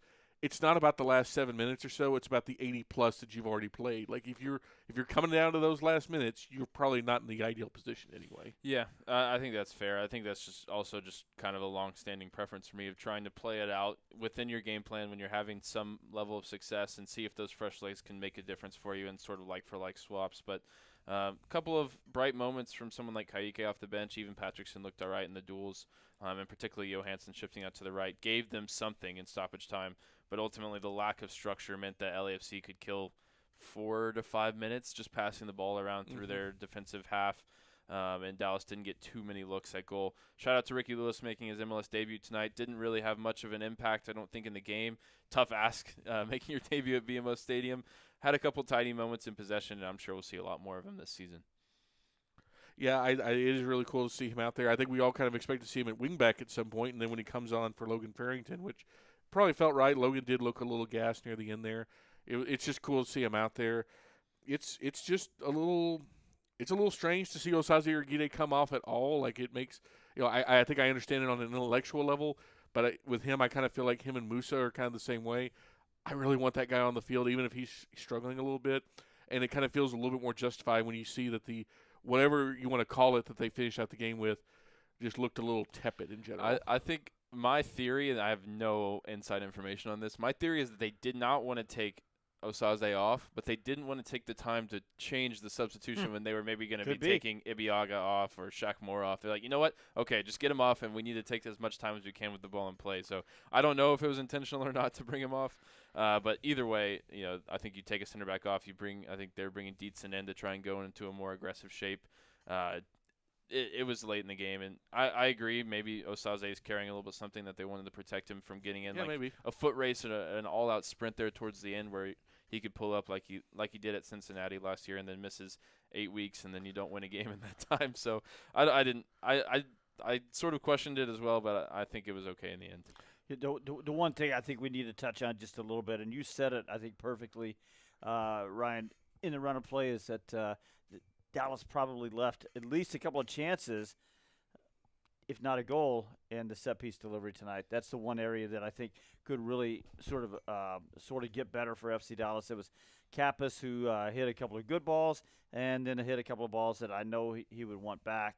And then a couple of others, just the dead ball delivery just needs to be a little bit better, and we know it can be better. It just wasn't on tonight. Yeah, 7 corner kicks, some wide free kicks, some deeper free kicks, and just none of them looked like fully dialed in. And it's frustrating too because we're out at training on Friday, and they go through set piece routines, and Musa hit an absolute screamer from a free kick. Kappas hit the back of the net as well, and the service was looking good. It was looking dialed in, and then you step on the field when it counts on Saturday, and they just couldn't find it. And when you go on the road, he had a horrible free kick attempt in the first half. When you go on the road, set pieces is such a crucial weapon to try and grab a point or at least get yourself back in the game, and just left those chances on the table tonight, unfortunately. It is worth saying, though, the FC Dallas reserves, to give them as much credit as possible, are not the LAFC first team, even though it's just a little different, and you were doing it on field one as opposed to BMO with 20-something people yelling at you like maniacs. So the difficulty level does go up, but I think it's an interesting point, especially to bring up on the agenda this week. I mean, it does, but that is the situation that most replicates training. Yeah. Literally a dead ball. True. It's controllable in a way. That's right. That's well put. Something else briefly before, that would probably be a better topic for the FC Dallas agenda this week, which again should hopefully debut on Wednesday. One thing Dallas did a lot tonight, I think that we'll see upon tape review, a lot of times guys were in the same space tonight. Like you could see, I know it happened a little bit more with Ka'ike and Patrickson as they came in, but there was a lot of times where you'd see like Bernard and Ka'ike, or even Kappas and Ramiro. If you look at the average player placement, at one point Ramiro and Kappas were right on top of each other on average position. And I don't know exactly what to make of it. It's a better agenda topic than anything else. But Dallas specifically tonight had a real bad habit of having 2 or 3 guys in the same space at different moments, and that really inhibited progression because nobody seemed to know who to take the ball, where to go with it, and it just created some small problems. I saw that happening more towards the end, and that kind of feeds into what we talked about with the lack of structure. And, Ka'ike was probably the worst offender of that, crowding a couple of his teammates. It did happen a few times, but LAFC knows how to drag you out of shape really well, and that's probably also a testament to their ability. And someone like Eustachio just dictating the play. And then you end up, when you win the ball back, your midfielders all on the same side, and they need to be able to take the time to spread out, and they didn't necessarily have that time. So, I'd put that down to LAFC, and then also that just lack of structure late in the game. But I do want to give a quick shout-out to Shaquille O'Neal, who made his debut on the FC Dallas side today. That's right, he did. With a nice faux the pas 7-foot former center. He can play center back, right? I knew that would happen at some point. I was just, and it just came out of nowhere. Ryan and I gave each other a look like, what? I wasn't going to let him get off the hook with Shaquille O'Neal. Might have to find that and play that on the agenda this week for those who missed it. I swear at some point tonight, that was in my mind. I was like, don't call him. It's in LA, Shaq could be there. And once you plant it in the mind. Yeah, I tell you the other thing about as you guys as I cleverly deflect away from that is that Kappas, who has a really good soccer brain, in terms of bumping into each other a little bit. I didn't really notice that as much as you guys seem to, except for Kamungo and Ka'ike, who 3 times it happened. But look, Kappas has now played as an advanced midfielder, as the deepest midfielder last week, and then now as the sort of the in-between, the box-to-box. So you're asking him to play different roles, and the guys around him are playing different roles. Johansson and Bernie flop sides. So I think once they settle, I'm not too worried about all of that, because I think once they settle into something a little bit more regular and some more regular roles, I think we'll see that sort of take care of itself. And Ka'ike, he's just got one of the first lessons, you sort of advanced lessons you learn in soccer after the balls. After you learn how to kick a ball, some coach will tell you, hey, when 2 people are coming together, just let the guy going forward have the ball. Just let him. And I think Ka'ike just sort of, in his that exuberance that we know he exhibits all the time, he sort of forgets that, because a couple of times, literally, he's coming back, Bernie's looking forward, and he should just get out of the way, and so that they can take care of that as well. Yeah, we'll talk about this more going forward, probably on the podcast this week. But I think it would be great to see this sort of feeling out period, right? The first 3 to 4 games, flipping the wing backs, looking at, Joaquin Valiente coming into the lineup. What is your midfield composition? It'd be again Shaquille sort of Shaquille O'Neal right? switching, switching sides. Yeah, bringing a 7-footer onto the back line. No, but I think if you can sort of figure out what you like the most from all these different looks, and then get a run of 5 games of consistency, I think we'll really start to see those attacking patterns build. I already feel like the defense is on a good level, and they already have the solidity carried over from last season. So I think it's just going to take reps together, particularly with Valiente and then someone like Johansson, these guys that are new to the team. But just getting, your 11, maybe with a tweak or 2 here or there, depending on the opposition, but getting a good run of 4 to 5 straight games with a consistent lineup, I think, is what this team needs now. I do want to end on a positive here before we briefly look ahead. It's the rare night where both FC Dallas teams are in action. FC Dallas on the West Coast. North Texas SC played at home tonight against Colorado Rapids 2. They come away with a 3-1 win.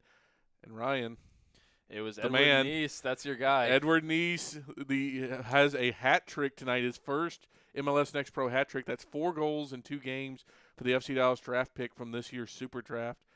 And I'm not saying but I am just saying. Yeah, Great performance from him, and all different types of goals. We were watching that before the Dallas game tonight. So shout out to John Gall and his crew starting off their home campaign with the win. Now 4 points as well for North Texas through 2 games as they're building towards opening Mansfield Stadium in the summer. A lot of positive things going on there, and including the play of Edward Neese, hat trick tonight. Yep, like I said, I'm putting on a watch out. It's not a warning yet. It's just a watch. Everyone, keep an eye out on it. You can get him U.S. citizenship. It can be upgraded to a watch. I think that's the biggest thing. Tell me how to do it. I'll start working on it tomorrow. But obviously, Dallas finishes out tonight. No points on this one, but they will finish out a part 3 of a big 3-match stretch. They get to come home to Toyota Stadium next week, but it doesn't get much easier as here comes San Diego FC to come into town tonight. They end up beating Sporting Kansas City 1-0 this evening. I believe that game was in Kansas City. Kansas City's not very good, so I'm a little surprised they didn't put it on. But I do believe it was Anders Dreyer that has the goal this evening for the Cruz and Azul, though Steve Davis is now making me doubt that assessment. No, it was Dreyer. And I think something that to look out with, and we'll talk about this on the agenda this week, is that they do have CONCACAF Champions Cup play either side of this upcoming week. So I don't know if they rotated tonight, but I think they may have to rotate a little bit against Dallas next week, which plays to our favor. We had the game on for a while here. We saw Dreyer out there. We saw Marcus Ingvartson out there. So they had their big guns out, at least up front. Toluca either side of the Dallas game. That's, I believe, reigning champions of Liga MX, if I'm not mistaken. We will have to, that's something to monitor as well. But that's going to be a 7:30 kick here. It's anime night at Toyota Stadium. A drone show after the. Don't laugh at me, Steve Davis. I'm trying to promote the product here. Not laughing at you. Well, you probably should be. I'm going to assume it's for all our safety. He's laughing at me. Anime night, drone show after. I believe we got a Naruto themed giveaway as well. I believe there are limited tickets left. Go check FCDallasTickets.com. But hey, as always, if you can't make it out, I don't know why you want to. It's supposed to be a very pretty night next Saturday. Check us out here on the FC Dallas Radio Network. It's a 7:30 kick, so pregame on the FC Dallas Radio Network will start at 7 o'clock. But that's going to do it for tonight's broadcast. Dallas loses 1-0 to LAFC at BMO Stadium. For Ryan Figert, for Steve Davis, I have been Sam Hale. You've been listening to FC Dallas Soccer, presented by Toyota on the FC Dallas Radio Network. The preceding broadcast has been a presentation of the FC Dallas Radio Network. Want to hear something incredible?